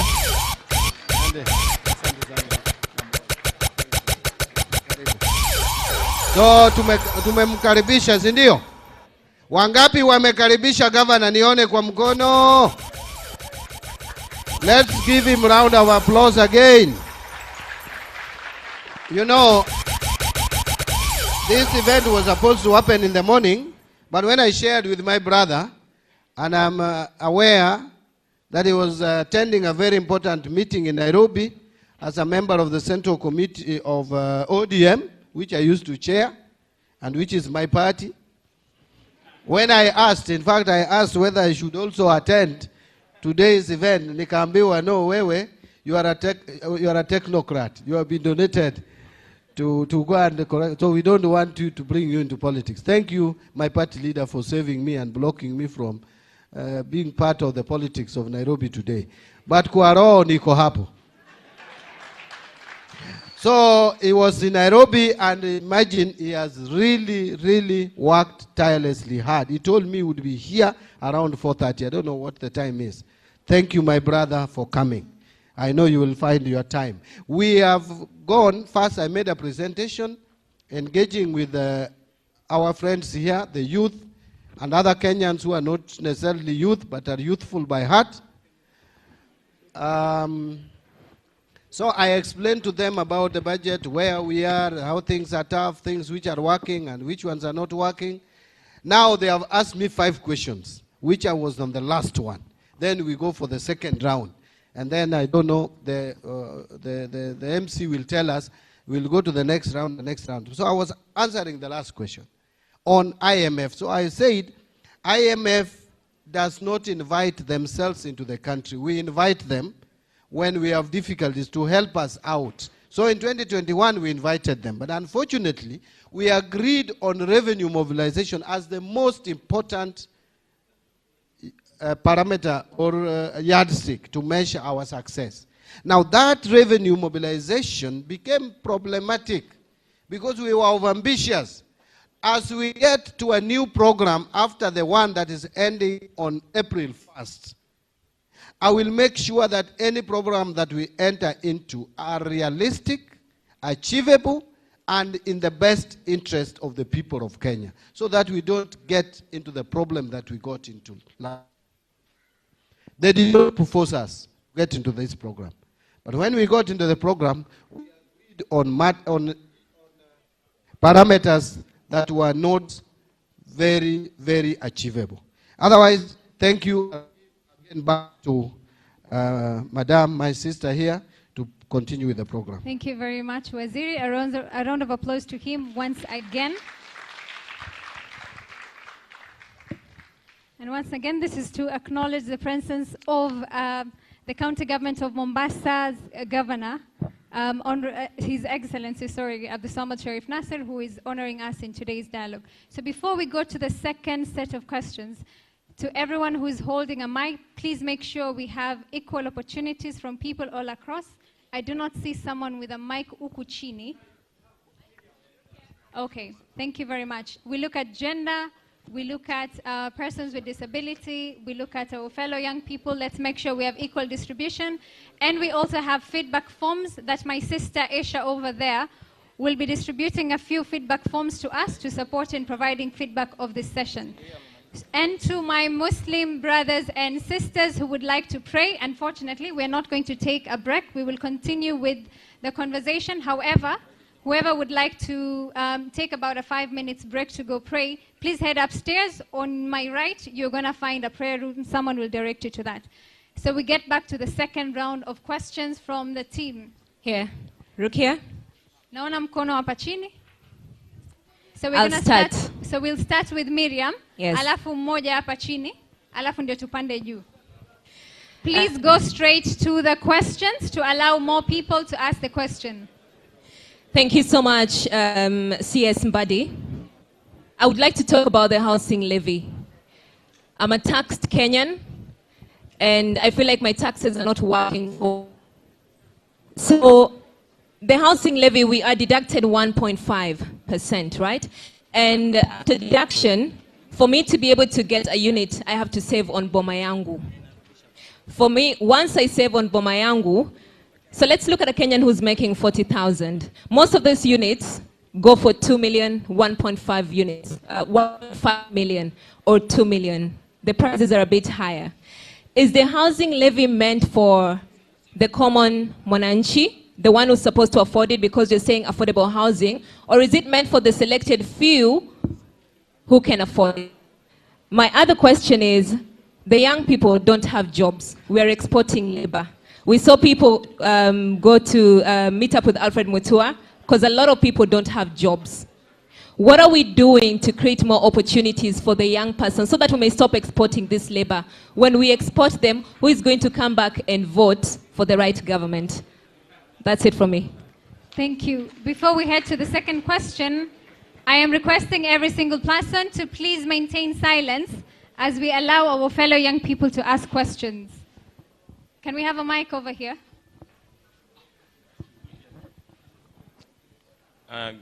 Good evening. I have a question to the CS and to the members of the public. There is a lot of wastage, Mr. CS. My name is Albert Ouma. There's a lot of wastage in the government. that is costing the taxpayers a lot of money. Even those debts you are talking about, we can reduce them when we avoid this wastage. There was a convoy of 100 people in Addis Ababa at taxpayers' money. You, the CS, you have been using choppers and your colleague, Opio Wadai. I believe if we can now go to lifestyle where we reduce wastage, we can save a lot. Another one is Kasongo, distributing 20 million to a church.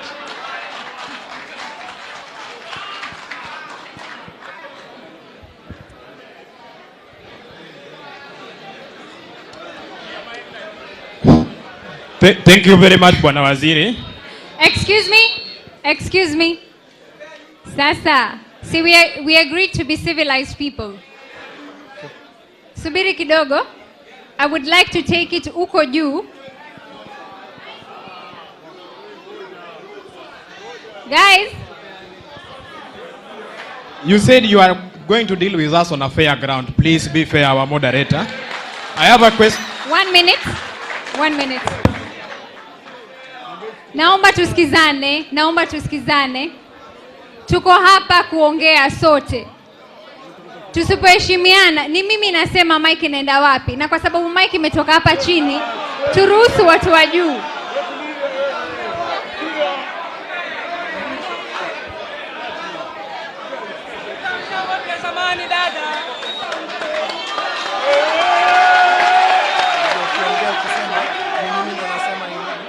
Comrades power! Comrades viva! I have a direct question to Mr. Waziri. First, my name is Justus Odhiambo Moso, a student at Technical University of Mombasa. I'm a common citizen, Waziri, who works on a principle that says my tax is my voice. Mr. Waziri, my tax is not working for me. Why? Can we have a question this side? Naomba mic hii side.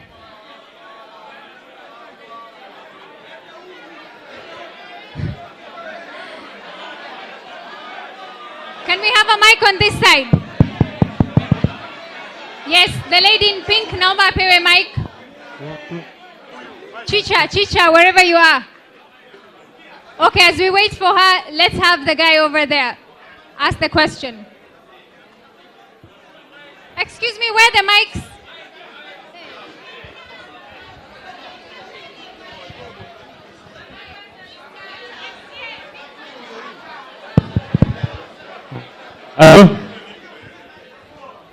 There's a mic here. Comrades power. Comrades zaga. Comrades ria.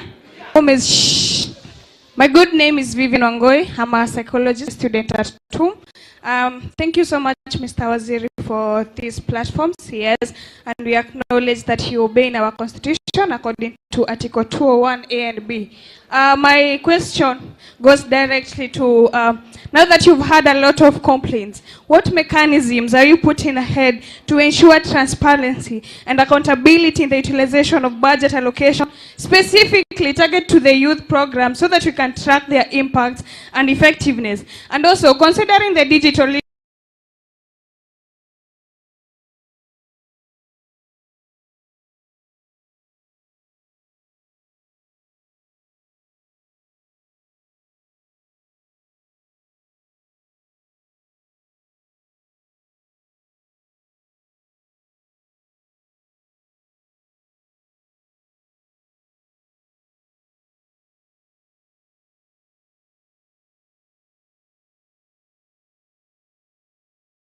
developed to invest in youth development and create a sustainable future for young people and generation. And maybe to a common question, I would love to know why was Honorable Nini Nyoro fired from the budget committee? Thank you. I had raised my hand. Okay, thank you so much. Thank you so much. Comrades power! Comrades power! Okay, to all the protocol observed. Okay, thank you so much. I'm the one talking, My name is Hezron Ogola, the president of Kenya Coast National Polytechnic. So I'm here with two questions, Mr. CS. Here in Mombasa, you find that we have situation where you can go to buy a matchbox in a shop. In this shop, you are told that the matchbox is 10 shillings. In the other shop, the matchbox is 5 shillings. What are you doing as the government to ensure that there is a standard price for commodities in the country and everywhere across? Another question. Another question is... Question. Excuse me. Allow your friends to also ask questions. I think just one. Allow your friends to ask questions.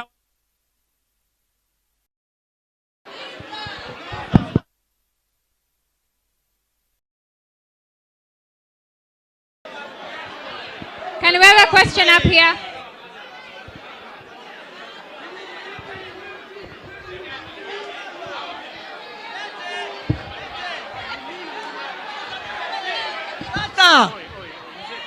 Hello.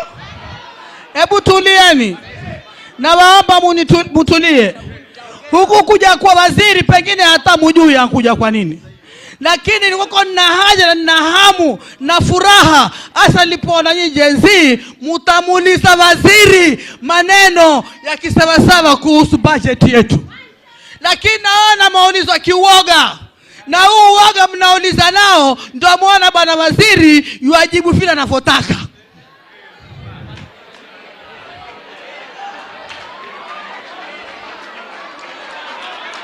Bwana waziri, hebu tulia weka kando, kaa kando.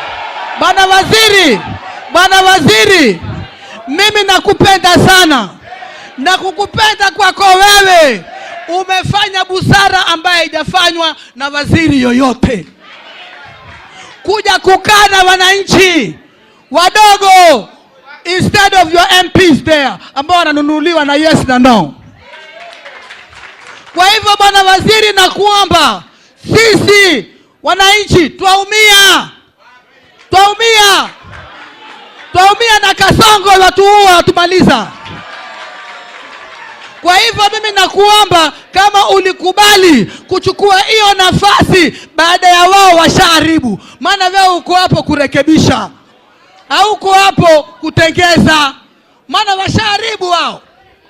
Kila kitu umekwenda umekuta kisha poro na kina Faruki Beti na kina Oscar Sudi.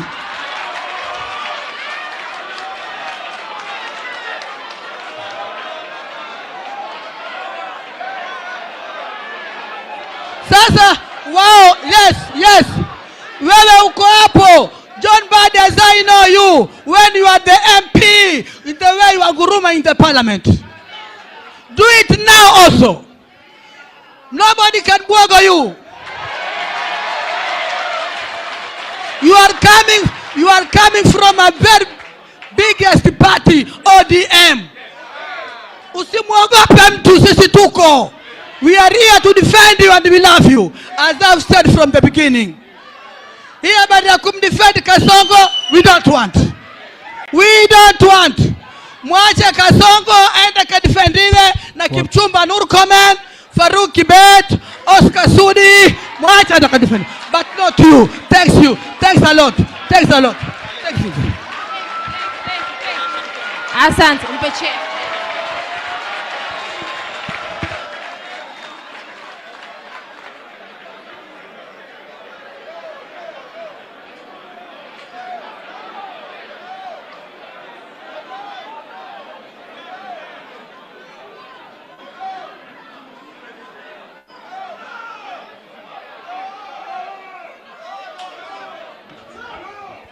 Comrades power. With due respect, mnanisikiza? Okoko, relax. Sawa, with due respect, with the chance we have been granted, it's a special chance, and we are here because of the CS Treasury. So let's behave professional as the university at the sea level. Comrades power. From the end, again, from the other side, let's behave and listen to each other, and we go. Comrades power. We have talked with the CS. We'll have a similar conversation specifically for comrades. Sawa. So let's give others time, and we give them and we move. We'll have our time, to deal with the issues of NFM. For this side, comrades power. There is also one of us, the president there. You give them one word, one question. then we'll have finished. Thank you. Thank you very much. Atapata time yake. Si tumeongea sasa hivi.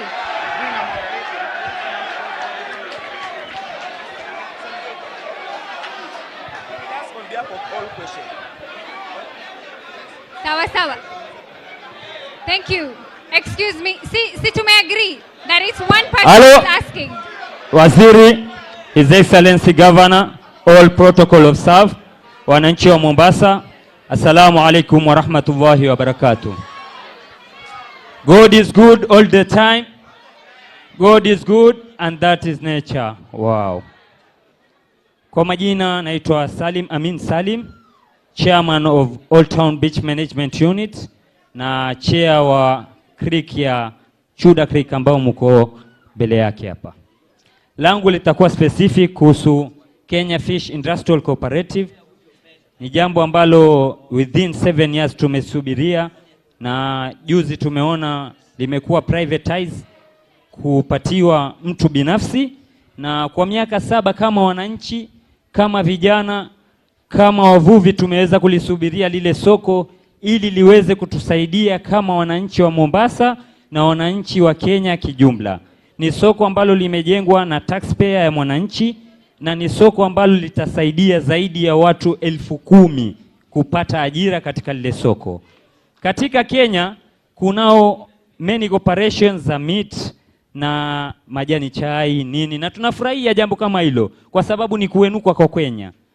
Kama Coast ndo first time tumepata kiwanja kama kile, na katika report ya 2020 hadi 2024 tumekuwa tu provide 6% of fish food in Kenya, while our brothers ambao nafurahi sana kuwaona kwa sana hapa, watu wa Kisumu ambao percent, we really appreciate their effort katika kuleta fish food in Kenya.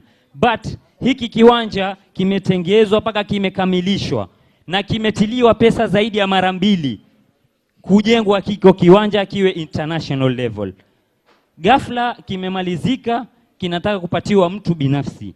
Huyu mwananchi wa chini, huyu mvuvi wa hali ya chini, hii jamii ya hali ya chini itakwenda wapi? Isaidike wapi?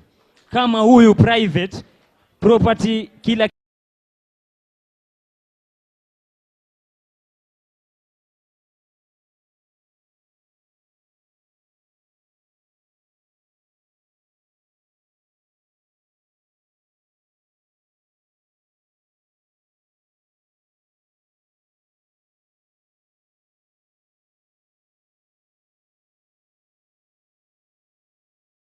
everyone.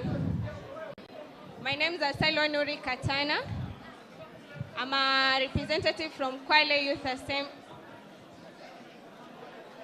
Kwa majina naitwa Asailwa Nuri na mimi ni kiongozi wa vijana from Kwale Youth Assembly. I serve as a Waziri of Education from Kwale Youth Assembly. All protocol observed. Waziri, I only have one question. We have qualified engineers in Kenya, but it is so sad that as a Kenyan nation, we acquire labor from outside our nation. While here in Kenya, we have qualified people. This is based in a health department especially, where we have biomedical engineers. Lots of them who have, are satisfied by ISO, and they have already graduated, but they are not employed at the moment. And this is because sipitali ikijengwa, equipment zikiletwa, as our government, they acquire private companies to come do contract for services of those machines. While we have potential young people who are very energetic and have more knowledge on how to embrace the new technology. How can we change that as a nation? Thank you.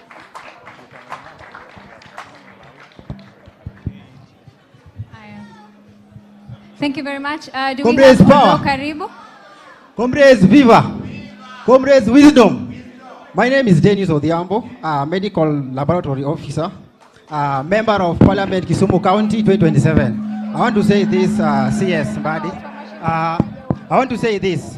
We pay taxes for our teachers to get salary. The schools also get CDF money. They still get capitation. And then we also pay school fees for our students to go through these schools. So I'm in a medical field, Waziri, but I want you to at least make me understand as a CPA, why are we paying taxes for the e-citizen services to work, and still we pay for the services when we are applying for these services. So make me understand as a CPA. And then again, as Ruto is giving churches randomly 20 million, he should also be giving youths 20 million randomly. Thank you so much. Thank you very much. Vijana oe. Vijana oe. Kwa majina naitwa Judy Barasa. Na serve as the Secretary General Youth Advisory Mombasa. My question is, Waziri umeongelea about the current situation ya debt.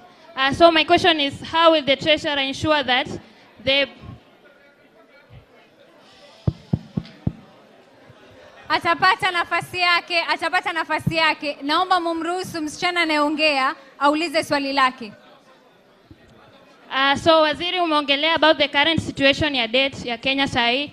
So my question is, how will the Treasurer ensure that the debts, each and every shilling we're taking right now are being invested in the project that are going to create more opportunities to our youth, not only in the recurrent expenditure? My second question is, umemention hizo debt na masiku tunafaa kulipa. So what happens when we are completely unable to pay the debts? What happened to us? Can I have the last guy who asked the question akiwa pale arudie swali lake? Waziri hakukapture hiyo swali. Please. Naomba urudie hilo swali lake and go straight to the point. Thank you so much. Once again, my name is Dennis Odhiambo. I've got, my question goes like this. I'm asking, we pay for taxes for our teachers to get salary. And still, the government also supporting the schools with the capitation, also plus CDF. But still, we pay for fees. We students, we pay for fees. Another question, we have got e-citizen. It is running. We pay taxes for these services to run. When we are doing application online, we still pay for fees for application. And then lastly, I said that Ruto is giving 20 million to churches. Let him also give it randomly to our youth. Thank you so much. Aye. Haya. Naomba hilo swali moja. Okay. Sawa. Alafu bado tuko hapa. Bado mtapata nafasi ya kuuliza maswali. Lakini mwalau huyu aliyoko hapa juu mmoja mmoja akiongea tuweze kumuelewa. Ni sawa? Okay. Waziri, may I have your attention? My name is Zedekia Dika. I am an advocate of the High Court and I lead civil society organization in this region. My question is,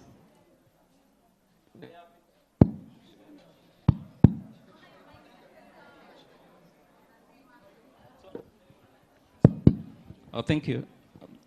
There have been clear indications by the Office of Control of Budget that certain amount of money that we contribute as Kenyans, as taxation, is not being used within the system. The department that shares that money with whoever gets it is within your hand. What are you doing to seal those loopholes? Finally, the coastal region is a very rich region. There are a lot of minerals within our counties in the coastal region. But the coastal region is not benefiting from those minerals. You're also saying that we have a debt, a huge debt, and we have minerals in Kenya. What is the contribution of minerals and natural resources to the source of revenue for this nation? And how can that mineral take us away from this cry of whether we have enough resources to benefit or to work through our budget? Thank you. Can we have the mic to Mzee pale in yellow? We take 3 more and we wrap up.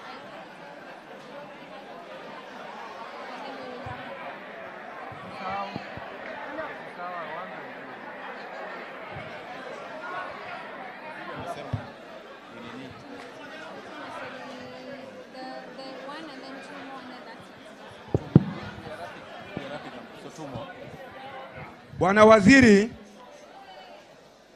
sisi tukiwa hapa Pwani tunasema Kiswahili. Mwanzo kabisa tumekushukuru. Jina langu? Bwana Waziri, niko na jina manne.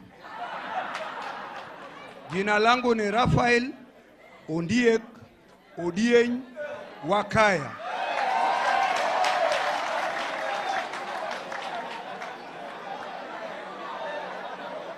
Number 1, Bwana Waziri. Bwana Waziri, wewe uko katika cheo kikubwa. Utafanya nini katika industry na digital technology ili hao watoto waende 50 years ama 100 years from now? Kwa sababu naona wengi wanaongea na wewe kama jokers. They are not telling you the truth, but the country is burning. The country is burning. And I am repeating, it is burning. Ndio wengine wanaita Kasongo hapa, mimi simujui. Haya. Number 2. Bwana Waziri, tuko na hii kitu inaitwa enterprises. What are you going to do about the enterprises budget? Kwa sababu tunaona China, tunaona Germany, tunaona Japan, tunaona USA na kwingineko. How are you doing to do the budget of these my young daughters and sons before me here? Utafanya nini? Kwa sababu hawaongei kukupendeza.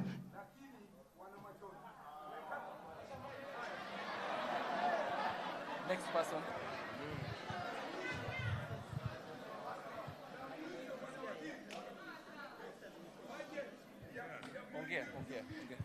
Thank you very much. Turuhusu wenzetu waulize maswali. A question up there.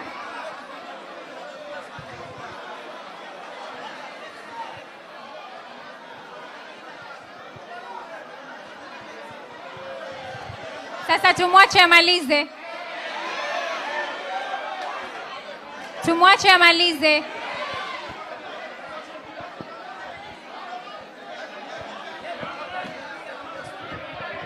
Angalia, tunamtafutia microphone.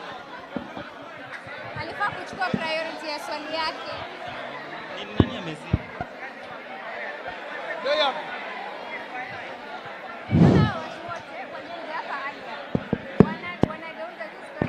Check. Tumia hii. La mwisho. Bwana Waziri. La mwisho ni very, very important. And you sitting there, you are a very important person. La mwisho. The youth, disability, akina mama, budget yao utafanya namna gani? Kwa sababu tumepewa 5% ya vijana na walemavu na akina mama. Hata hiyo 5% hatupati. Utafanya namna gani ili tuishi afueni? Kwa sababu nyinyi mnakunywa chai Nairobi. Thank you very much. Thank you very much. Asanteni sana. Wait, please. One. I've been sitting here requesting for microphone, but they are surpassing me as if I'm a waving flag. Okay, comrades power, comrades wisdom. My name's Jared Clayton, a senior student majoring in health. So, Bwana CS, I have one question and one concern. My question is fiscal equitability versus political expenditure. So, Mr. CS, I want you to answer me this question. What is going on between fiscal equitability of this country and political expenditure? You see, I've never had our president, like last time when you were here in Mombasa, if you go to town at night, there are children there, young. Watoto wadogo wako hapo wamekaa nje, but the president haizi kuja aseme, from today, I'm giving this 20 million to construct maybe penye watu watakuwa wanalala. I've never seen that. But a church that inakaa imejengwa of millions, uende unapeana hapo millions. What is going on between fiscal equitability and political expenditure in this Kenya? Number two is a concern, and I'm taking this as an opportunity because the governor is here and the CS is here. So, like if we as youth, if you want to get taxes from us, you can't get taxes to pay our debt without job opportunity. But I can see the government has failed to raise enough job opportunities for the youth in Kenya. For me, like we youth, we have become innovative enough. Like for me personally, I have my own idea of foundation, but I cannot get to that idea because of financial instability. So, Bana CS, this is my concern to you. I have a foundation idea that can raise so many job opportunities to the youth. If you can hear me out enough, and maybe if you call me personally, I can explain it to you. If I can explain it to you, and if you can hear me enough, that idea, Mr. President, Mr. CS, wait. You know, tuongee tu kweli, like kama si used to ko hapa, si wote. We are depending on this Swahili pot, si ndio? We are depending on this Swahili pot. Now, this person enough, but without that more financial stability, easy to employ si wote. But if you have this financial stability from, like for me, if you start other foundations, we can be able to create more job opportunities, and it will be majorly for the youth for this country. So, Mr. CS, kindly hear my concern. Thank you. Thank you very much. Questions that we have right now, let us allow our Cabinet Secretary of National Treasury and Economic Planning to address the questions. Waziri, karibu tena.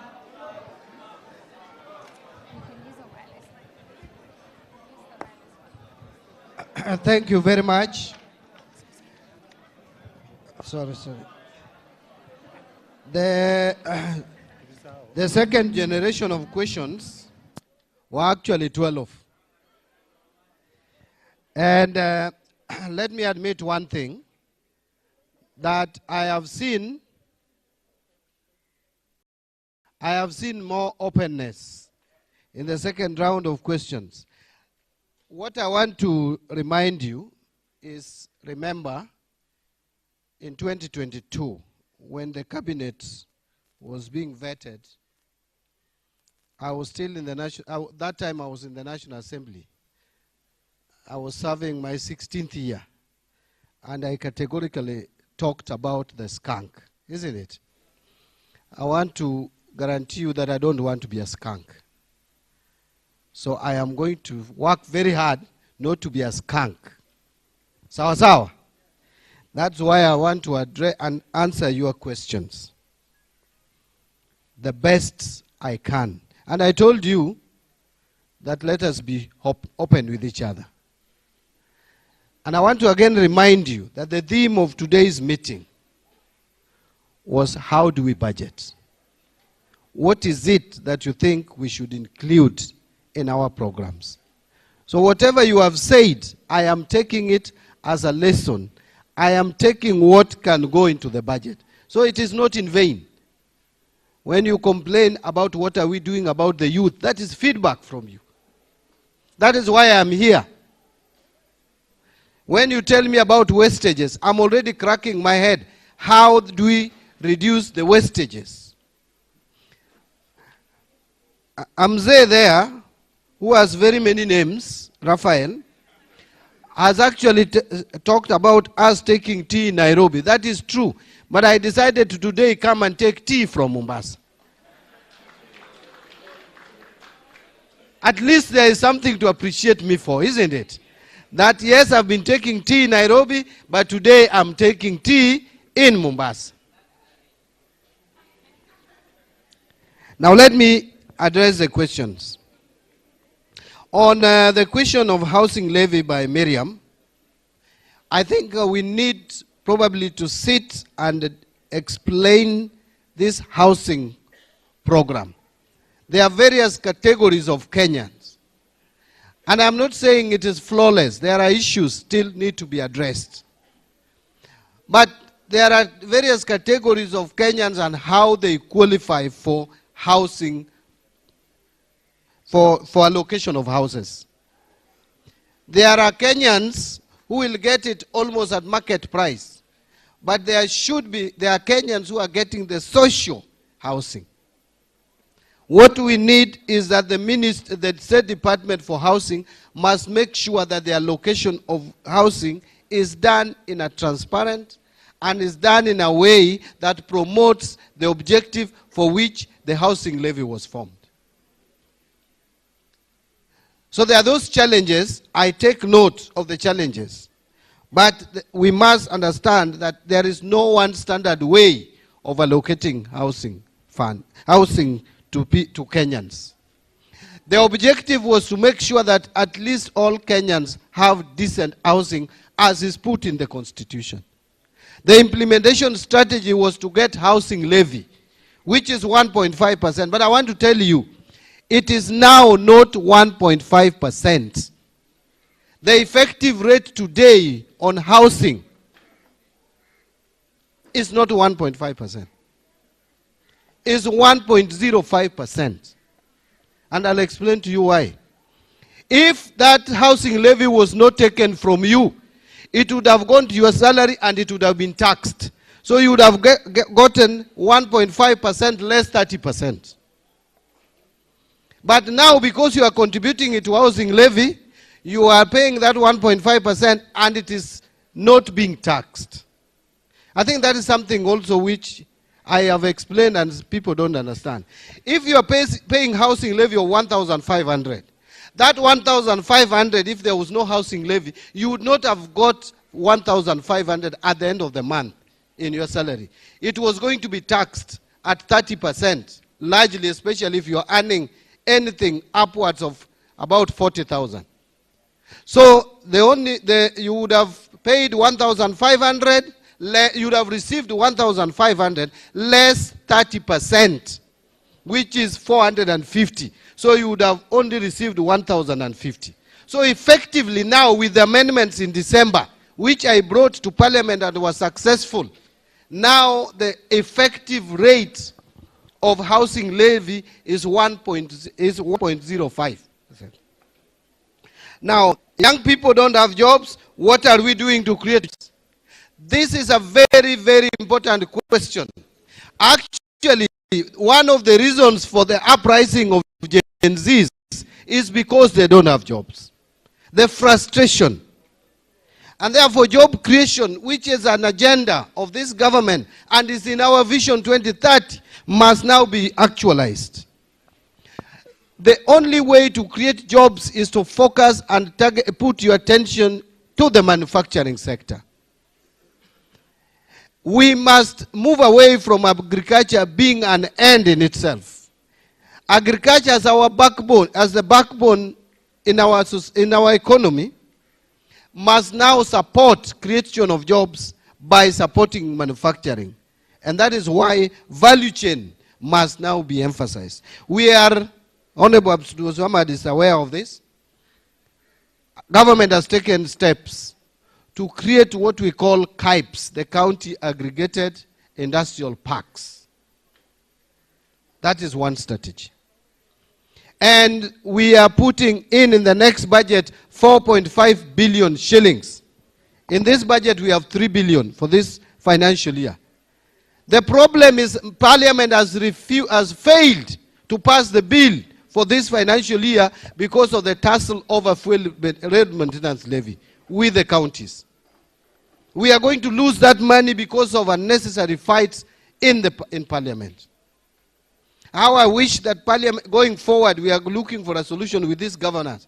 We have embarked on a solution how to get out this money and ring fence it so that we release funds. Every county, like a county like Migori, is already at 70%. I know governor here is working very hard to set up industrial park. Every county must create employment. There is nowhere where we will sit as a country and tell you now we have created employment in Garissa, go there. There are two things that the government must do. You must create an enabling environment in terms of legislation and tax regime and policies to encourage direct investment, whether foreign or local. And that is why I have said that under my watch at the Treasury, we are not going to disadvantage businesses by increasing unnecessarily the taxes so that we stop discouraging employment, investment and job creation. But we must also invest in some infrastructure in counties like the one I've mentioned, so that we can create jobs at all levels. We already have a pool of 3.4 million Kenyans with no jobs. I don't know whether you knew that. Fresh from, those who have come out of colleges. We are churning out about 800,000 Kenyans every year who are getting into the job market without jobs. It is a crisis. It must be dealt with. So I agree with Miriam that must catch our attention. And I will combine that and respond to the issue of mining and minerals. There are only 3 sectors of our economy which contracted last year, which did not grow. Some contracted. 3, manufacturing sector, contracted. Construction sector, contracted. And mining and minerals. 3 sectors. We have decided as a government, and we have taken a decision in the cabinet, that in the next budget, we are going to target these 3 sectors to generate more employment and to have better growth in the manufacturing sector, in mining and minerals, and also in the construction industry. That is why we have raised money today. We have raised last week and today, we have raised 42 billion shillings or thereabout. We are raising more money next week, so that we pay the pending bills of road contractors to go back to the road. By the end of April, we want to have cleared, if possible, if we raise all the money that we intend to raise, to pay all our contractors, because that is one of the reasons why construction industry has contracted. We are already working, and we have worked on the interest rate, which is also making construction industry not to grow. Because when banks are not giving money to private sector, people are not borrowing to invest in projects like housing, then you will not have growth in that sector. So we are paying contractors, we are bringing down interest rates so that banks can give money to you and I. You construct your house, you will employ not less than 20 people in the construction of that house. As we supplement with the government should not be the one implementing everything. We should just be creating an opportunity for investment. Let me move quickly. How do we deal with wastage in government? We must make sure that we do our budgeting properly. But this question is even more than explaining that we must deal with wastage. Because this question has directly touched on me. Even how I use chopper has been asked. And I must not run away from that. I must answer it because I'm accountable to the public. I'm a public officer. About 100 people going to Addis Ababa. By the way, nobody, I am not aware of anybody who government supported to go to Addis Ababa.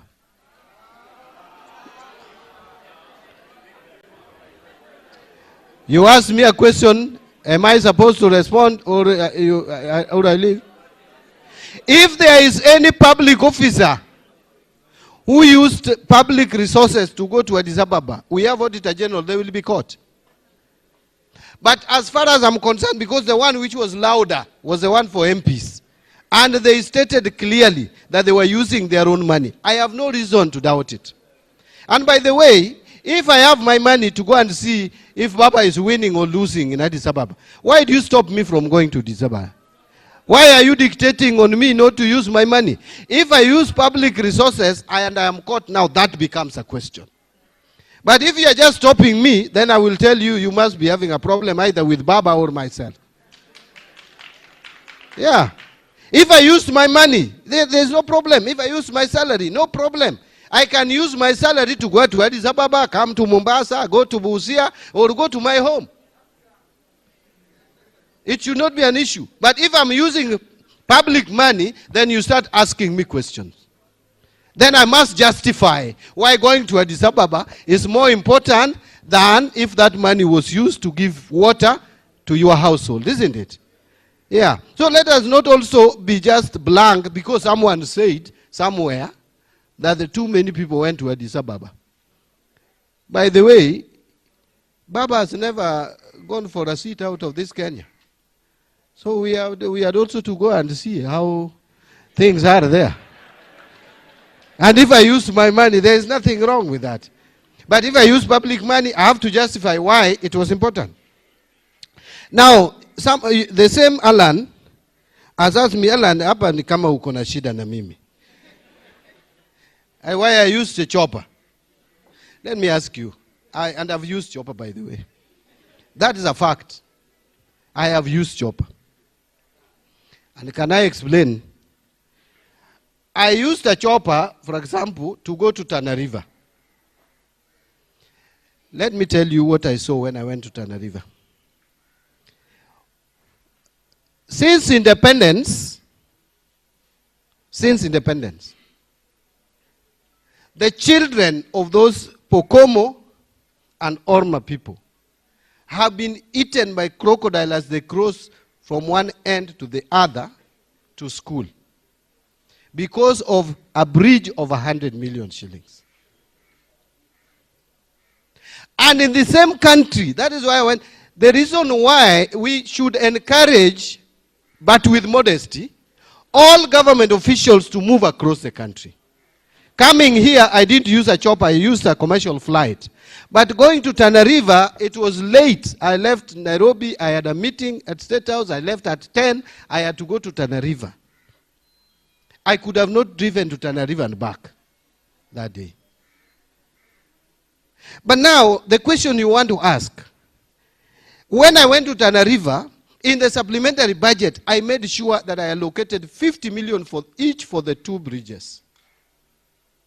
Because why should the children of Kenyans be eaten by crocodile while other people drive back at their bedrooms on Tarmac Road? Why? Why should the Oromo people have their children they are given birth to? I can hear my brother is telling me that is commendable. If I did not go to Tana River, I am telling you today, no one would have thought of allocating 100 million to those 2 bridges. Because I would have sat on the 14th floor of Treasury building, seeing papers recommending 50 million, ningesema tuna pesa, we don't have, this is not a priority, must we put a bridge? This bridge has always not been there. But when I saw elderly people over 60, 70, shedding tears of joy because a bridge is going to be constructed over River Tana to help their children not to continue dying. That to me is the change that I think we need in this country.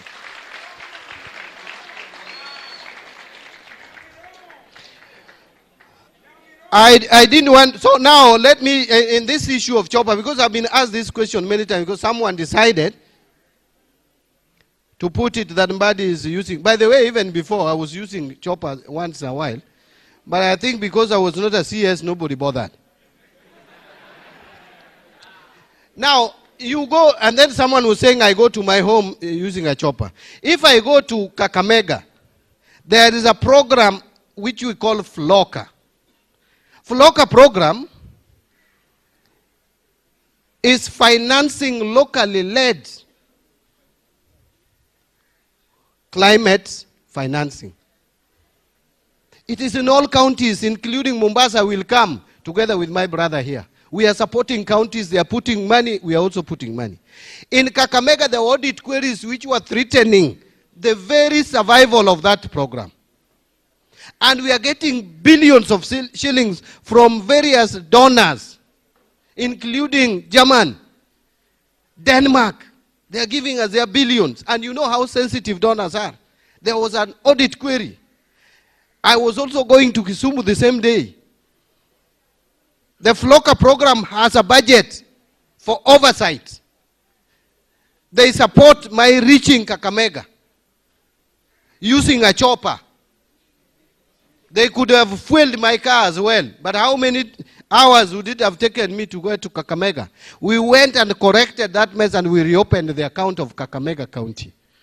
And I came back to Kisumu over the same FLOCA. Then I was going to my home. So did you want the chopper to leave me on the Tarmac Road in Kisumu to walk to my home? If the chopper is coming to Nairobi, it had to drop me at home in the village and then come back to Nairobi so that I can greet also my people in the village. Is that the mistake that I made? If someone wants to calculate, then can calculate between Kisumu and my home how much it would have cost out of the cost, then I pay. But if anything, the chopper was coming to Nairobi, so there was no any extra expense. I think I've answered that question of chopper. On the issue of contributing to Harambes, this one, please allow me, this is an individual decision. If the president has decided to contribute to churches, why do I have to respond to that? You know whose money, you ask him. Because I have not seen any voucher. I have not seen any voucher asking me for approval of money to go and give to the church. Then I would immediately mark on that paper that we don't have a vote for supporting church events. But if this has not come to my, with a voucher, a file for me to either approve or disapprove, now you bring me to Mombasa, I come to Mombasa to engage you on the budget, then you ask me how, the following day you will ask me why the president is wearing a tie and how he bought the tie. Honestly, you guys, let us talk about it like this, that if there is any extravagance by government officials, then we stop it.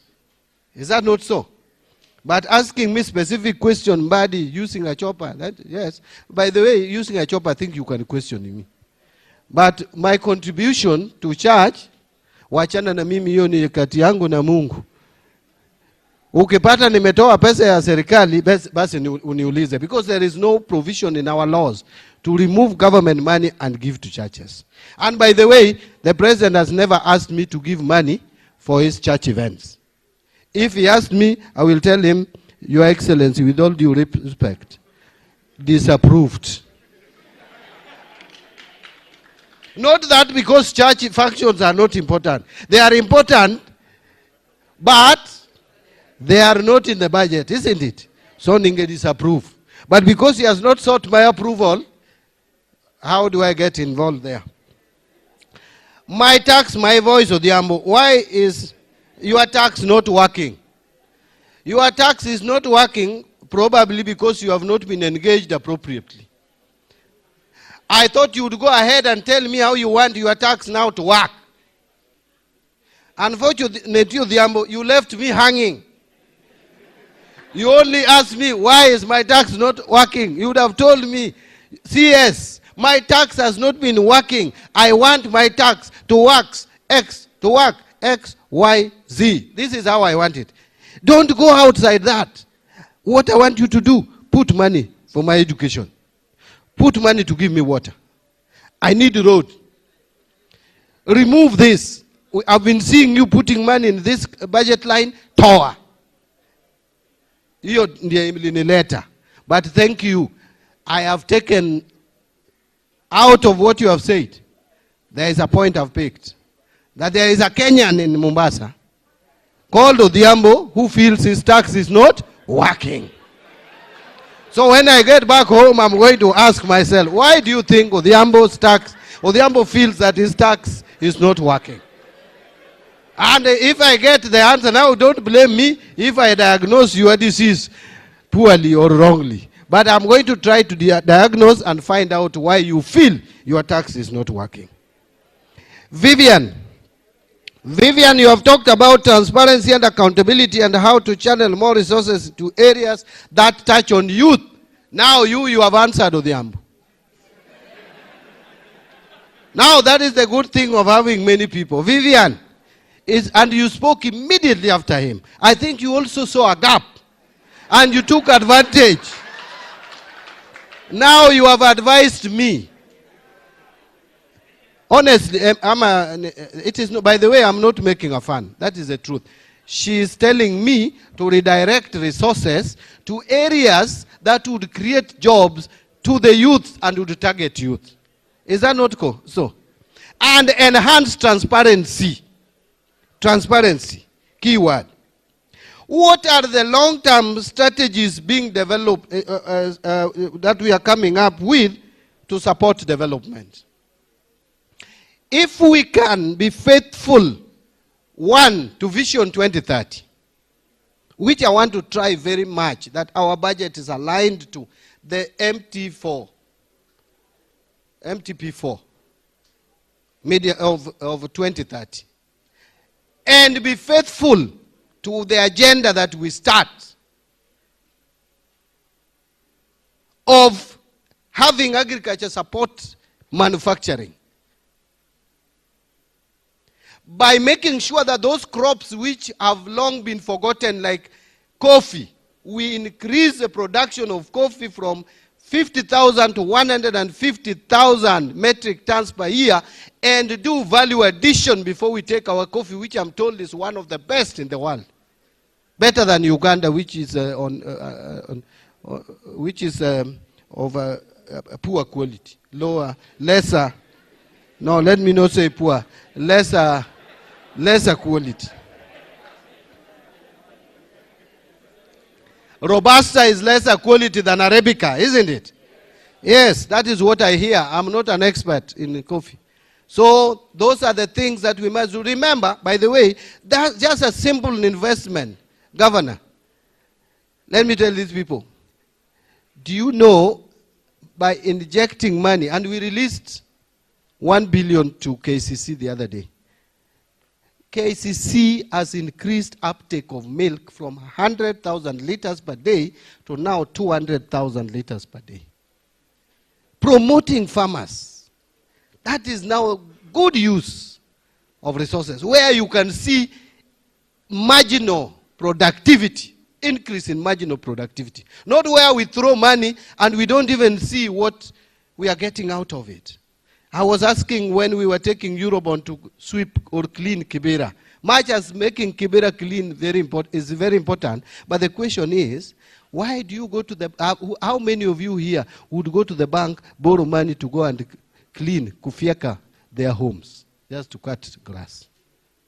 Because how will you pay back the loan?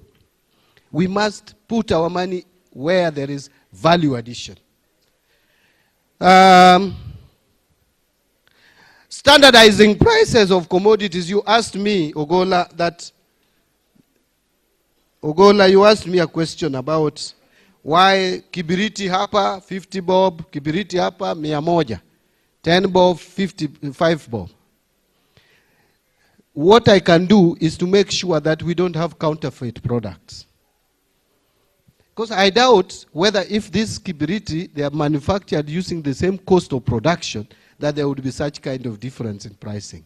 There must be counterfeit. There must be illegal smuggling of goods in the country. That is the work of KRA, customs, and everybody else. So that is what we need to stop. Because we are not going to tell the shopkeeper, please don't sell at 5 shillings. Because Kenya is a liberalized economy. Market forces.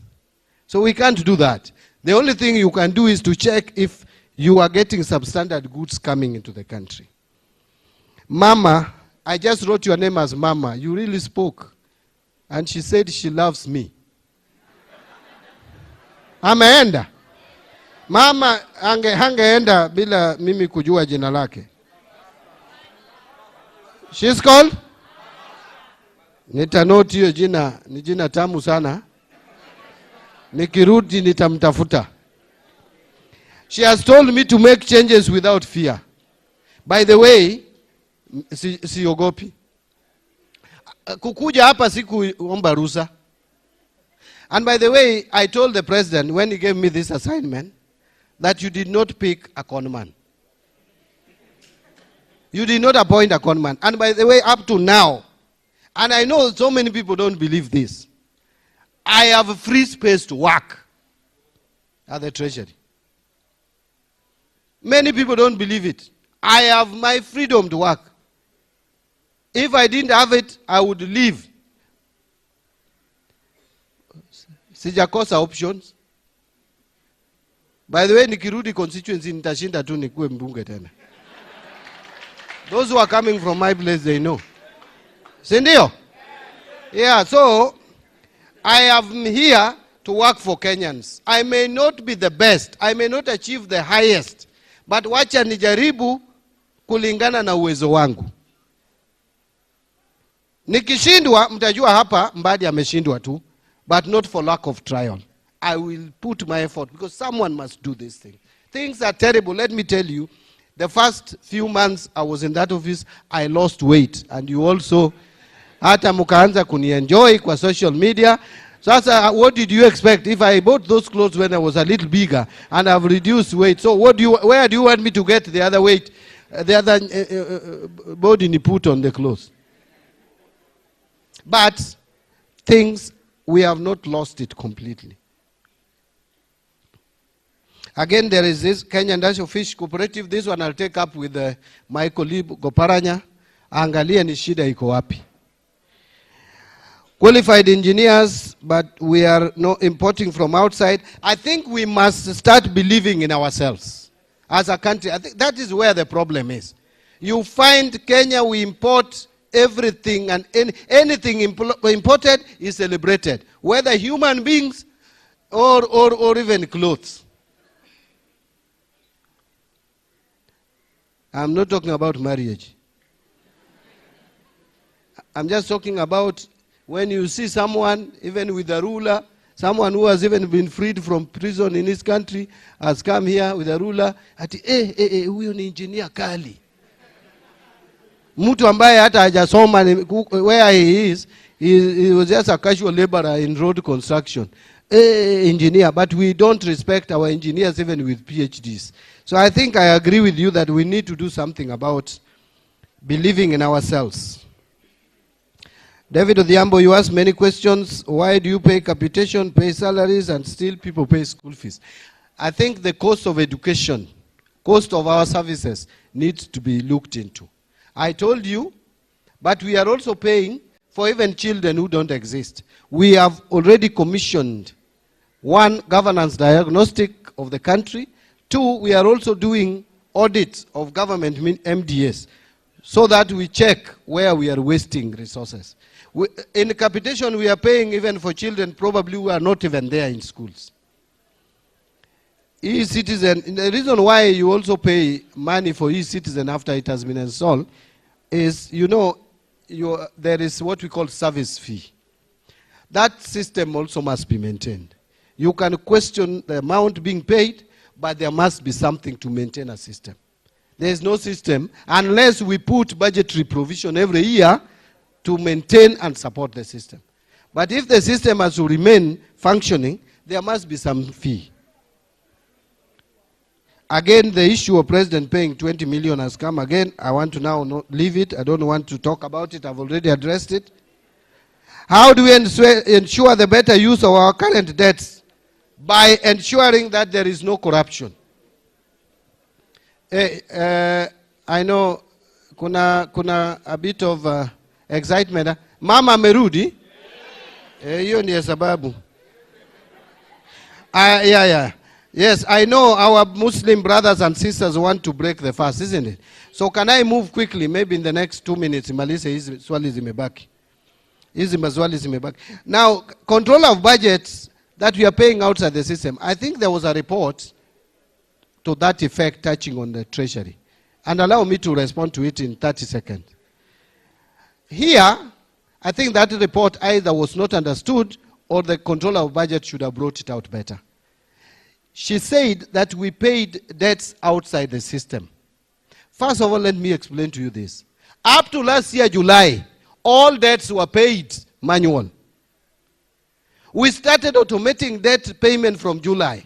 We are still in the process. Some we have already onboarded, some we have not onboarded. How does someone again now condemn you for now moving to the best place from a bad one? You have already automated X. You are remaining with Y. Then someone is telling you have not automated Y. We are in the process of automating everything. Previously it was 0. We are now here. And it had to take time because the system as was crafted had categorized expenditures in terms of recurrent and development. Debt is neither recurrent, neither development. So we had to reconfigure the system. That is the process we are moving to. So when I saw it, it is like we just decided to pay outside there. And by the way, even if it is manually prepared, it goes through central bank and must be approved by controller of budget. That is why she saw it. And must now be transferred electronically. So there is nothing like outside the system. Since I went to Treasury, even me, I have not even been paid 1 shilling without the money going to the bank. There is no cash payment. So nikasikia someone who has even been deputy president of this country saying ati pesa inalipwa sijui na good. You know, no wonder some people can't succeed. Let me leave that. Let me not get into politics. Raphael, industry and digital technology. I think this was largely advice on where we need to put emphasis on to generate more employment and job opportunities. You said the country is burning. Raphael, the country is burning, why? The country is burning because someone was removed from deputy president or what? Hakuna pesa mashinani, why? Because some people took loan which we are paying, because some people didn't pay suppliers from all the years.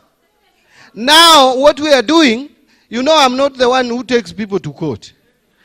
The only thing I can do is to make sure that people who have not been paid all the way, some dating back to 10 years, that we provide money to pay them because they are innocent. They are not the ones who put us into this economic situation. We must pay these Kenyans, and that is why we have received preliminary data to pay contractors and suppliers. Youth with disability, that is advice that we should also integrate them in our budgeting. Jared Clinton, fiscal stability versus political expediency. Again, you came back to charge donation. You want, no, please don't ask the president to donate to youth. Ask the president and the government and John Mbadi to create jobs for the youths. Not donate. We can't donate to you forever.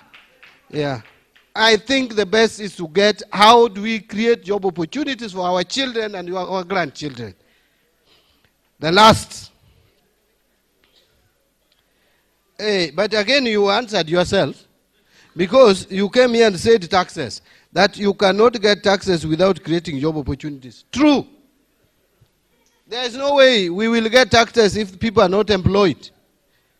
We must create those job opportunities. That is why we are engaging here. Today, I will also engage the people in Garissa. We must look for ways, where do we put these limited resources that we have to create job opportunities for our youth and for the future generation. Sawa sawa. I want to end there and return the mic. Hey, just shout it out.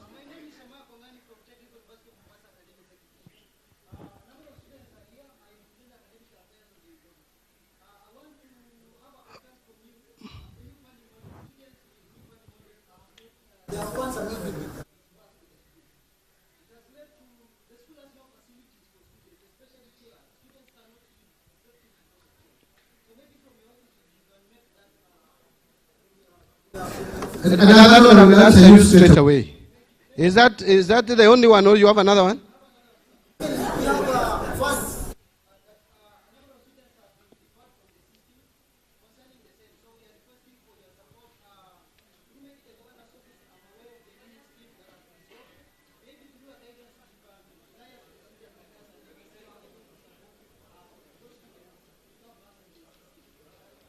I think now what we'll do, no, our brothers and sisters want to break the fast. Please, please, please. I want to respect our Muslim brothers and sisters. On the issue of university funding and even help, by the way, Treasury has released over 60% of the money. I wish I came with the figures. I will follow up with the Ministry and of Education, the line ministry, why there are challenges. On your issue of the system, maybe before I leave, I may need to get your contact. I will invite some students, a group of students. You tell me what exactly is the problem so that we can see how to solve it. So please make sure, my friend, get that gentleman's number. Then we will get back to you by Tuesday. I will make sure you come, maybe with the 2 other students or 3, tukae chini tusikie ni shida iko wapi. Can I now leave it to my sister? Can I leave it to you? You decide what to do? Aye.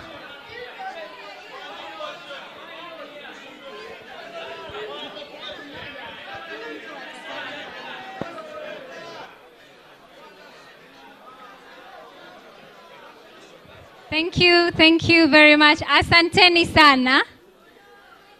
Asanteni sana. Sasa kila mtu amenyosha mkono. Naomba mkumbuke kwamba ndugu zetu pia Waislamu tumefunga.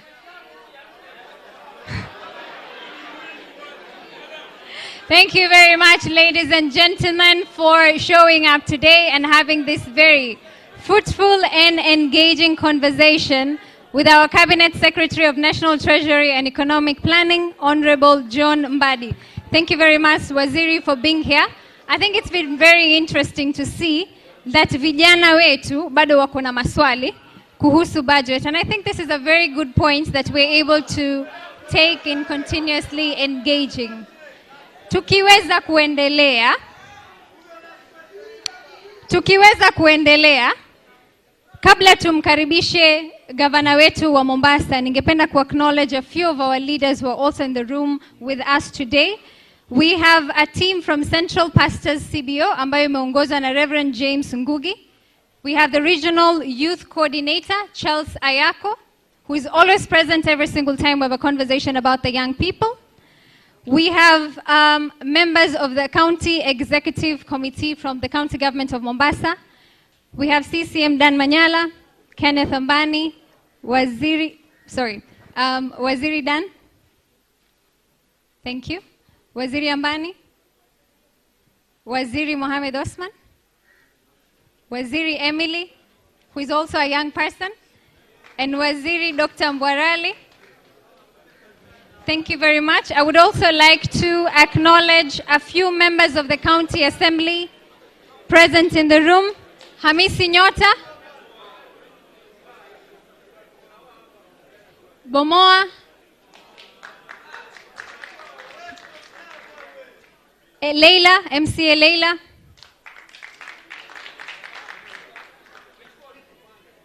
thank you very much, na MCA Letarazi. Asanteni sana. And Mwaka. And not forgetting our Chief of Staff of the County Government of Mombasa, Dr. Noah. Na wengi ambao mumekuja leo kuwakilisha na kuweza kuwa na this conversation of the National Youth Dialogue on the budget process. Ningependa musimame ili munyoshe mikono kwa waziri wetu kwa sababu singeweza kuwatambua nyote.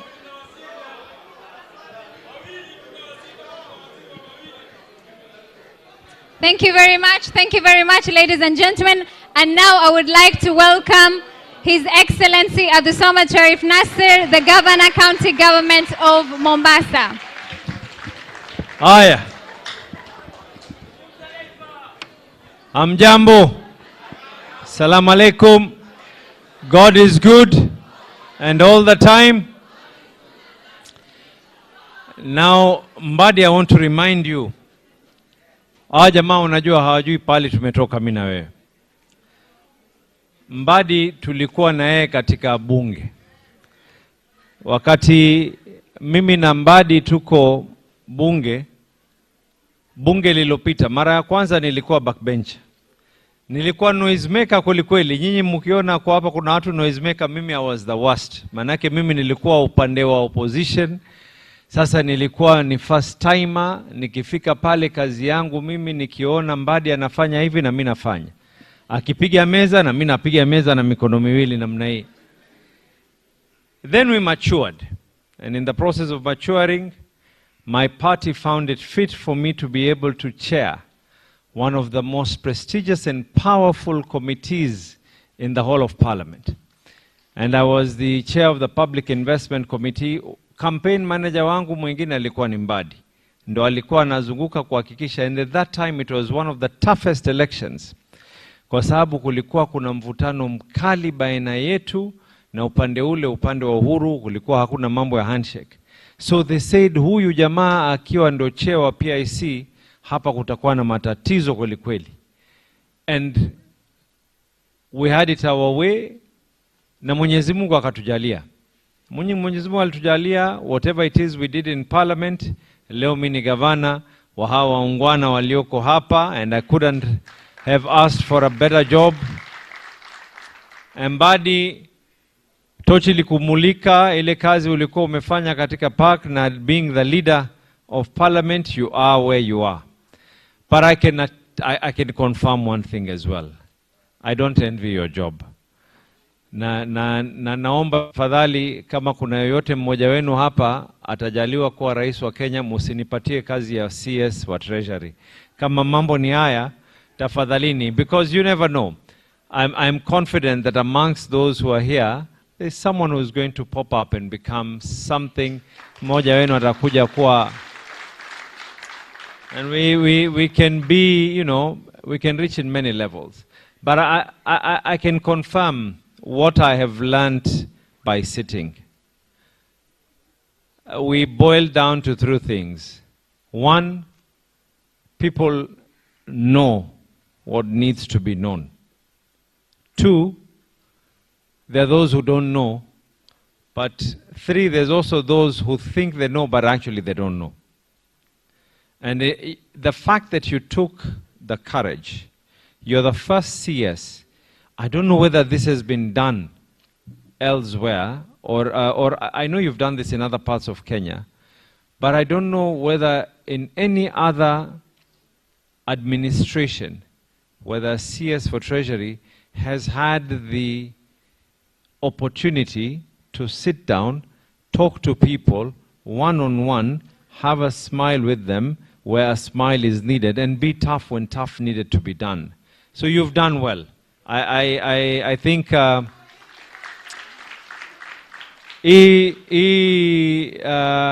department ya Treasury, kama wako na watu wa communication, they need ile mshahara yao ije kwako pia, kwa sababu you are doing a better job than them in the communication department. Now I want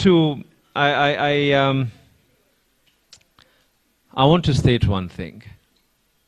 In this country, there's enough for everyone's needs, but there's not enough for everyone's greed.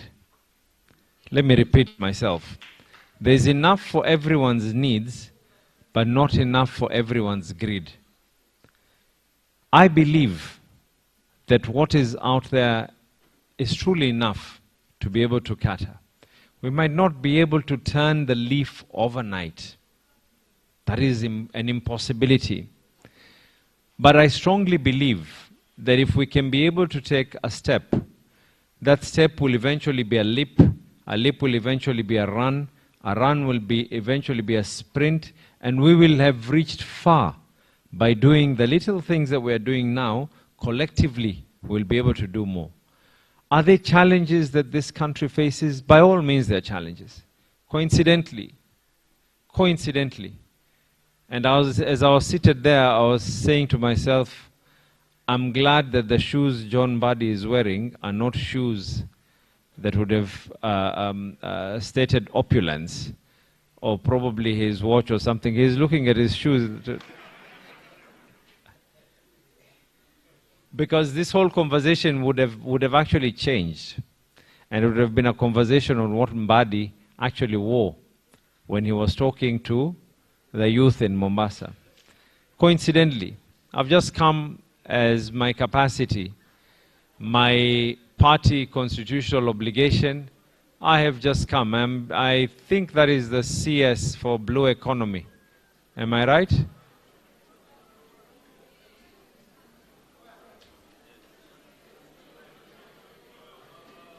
I think that is the CS for Blue Economy.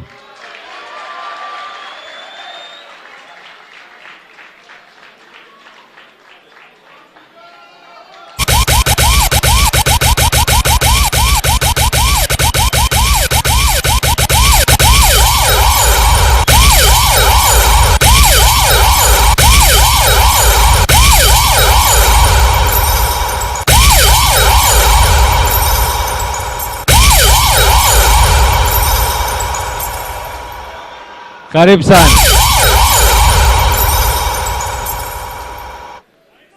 Waziri, takuachia nafasi uweze kuwasalimia kisha waungwana,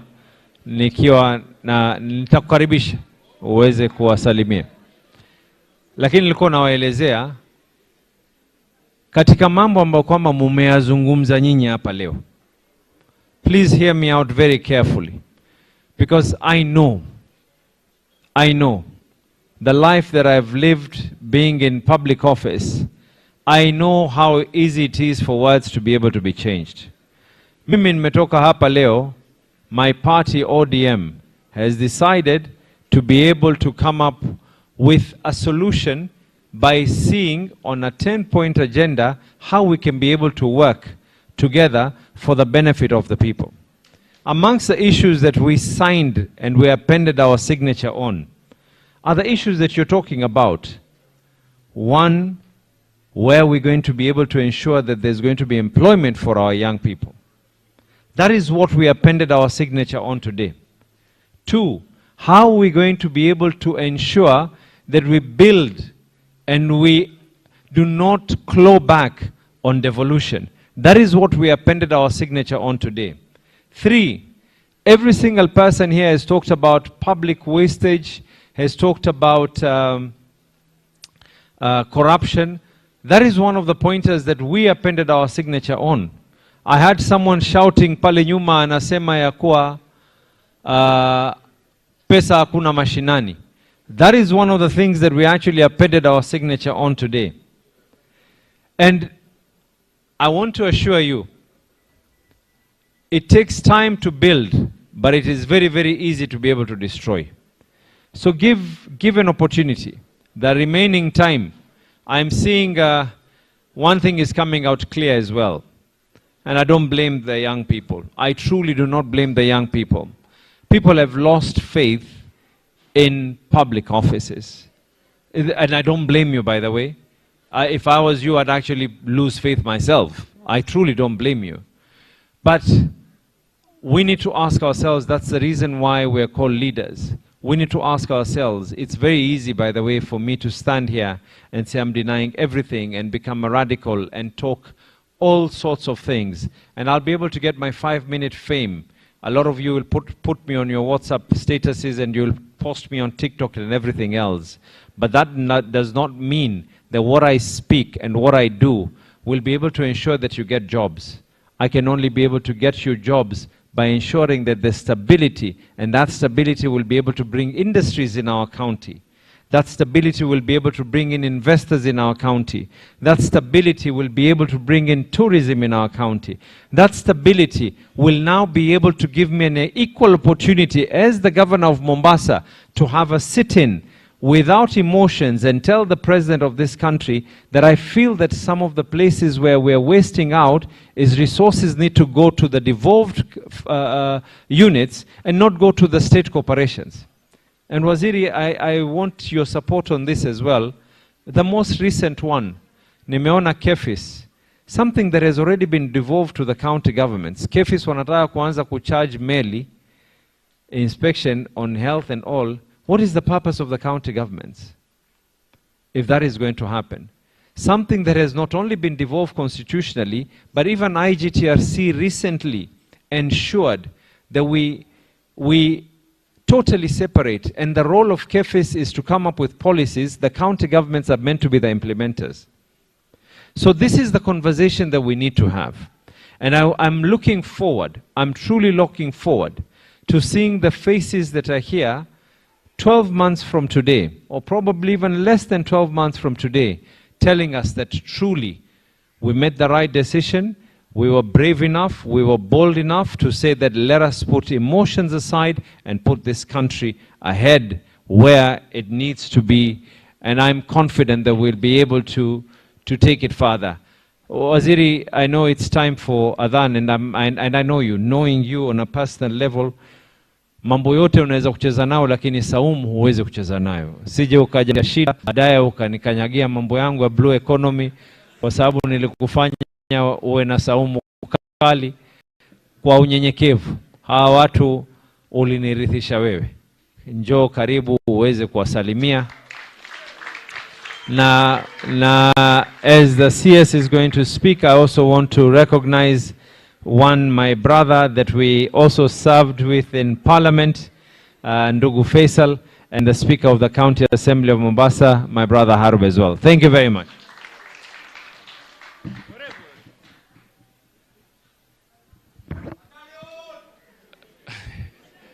Governor, wewe ni mwerevu sana, sababu kama ungechelewesha sifungue mwadhini tungepambana baadaye. But rafiki yangu na ndugu yangu waziri wa mambo ya fedha na uchumi, Governor Abdul Swamad, Mheshimiwa Faisal Badar,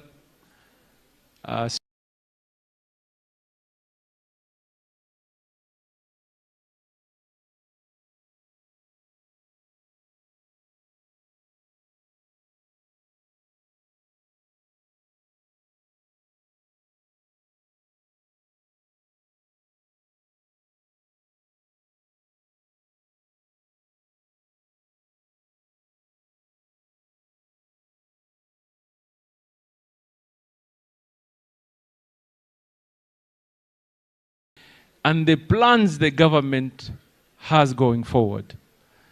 Vile nikamsikia Kansela Kim Limona alipost jana.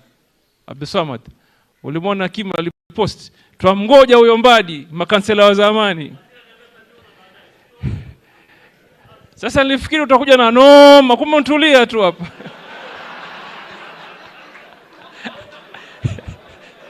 Waziri, nilimwona akaenda gym Saturday, akiinua chuma kikubwa, alafu akasema pale kwa post, na mngoja Mbadi. Sasa mimi nimekuja hapa kumwangalia, sija kaleta noma, kumbe ntulia. Hiyo fujo alikuwa nao kwa mtandao, nilikuwa najua leo ni kubaya, lakini ni sawa tu.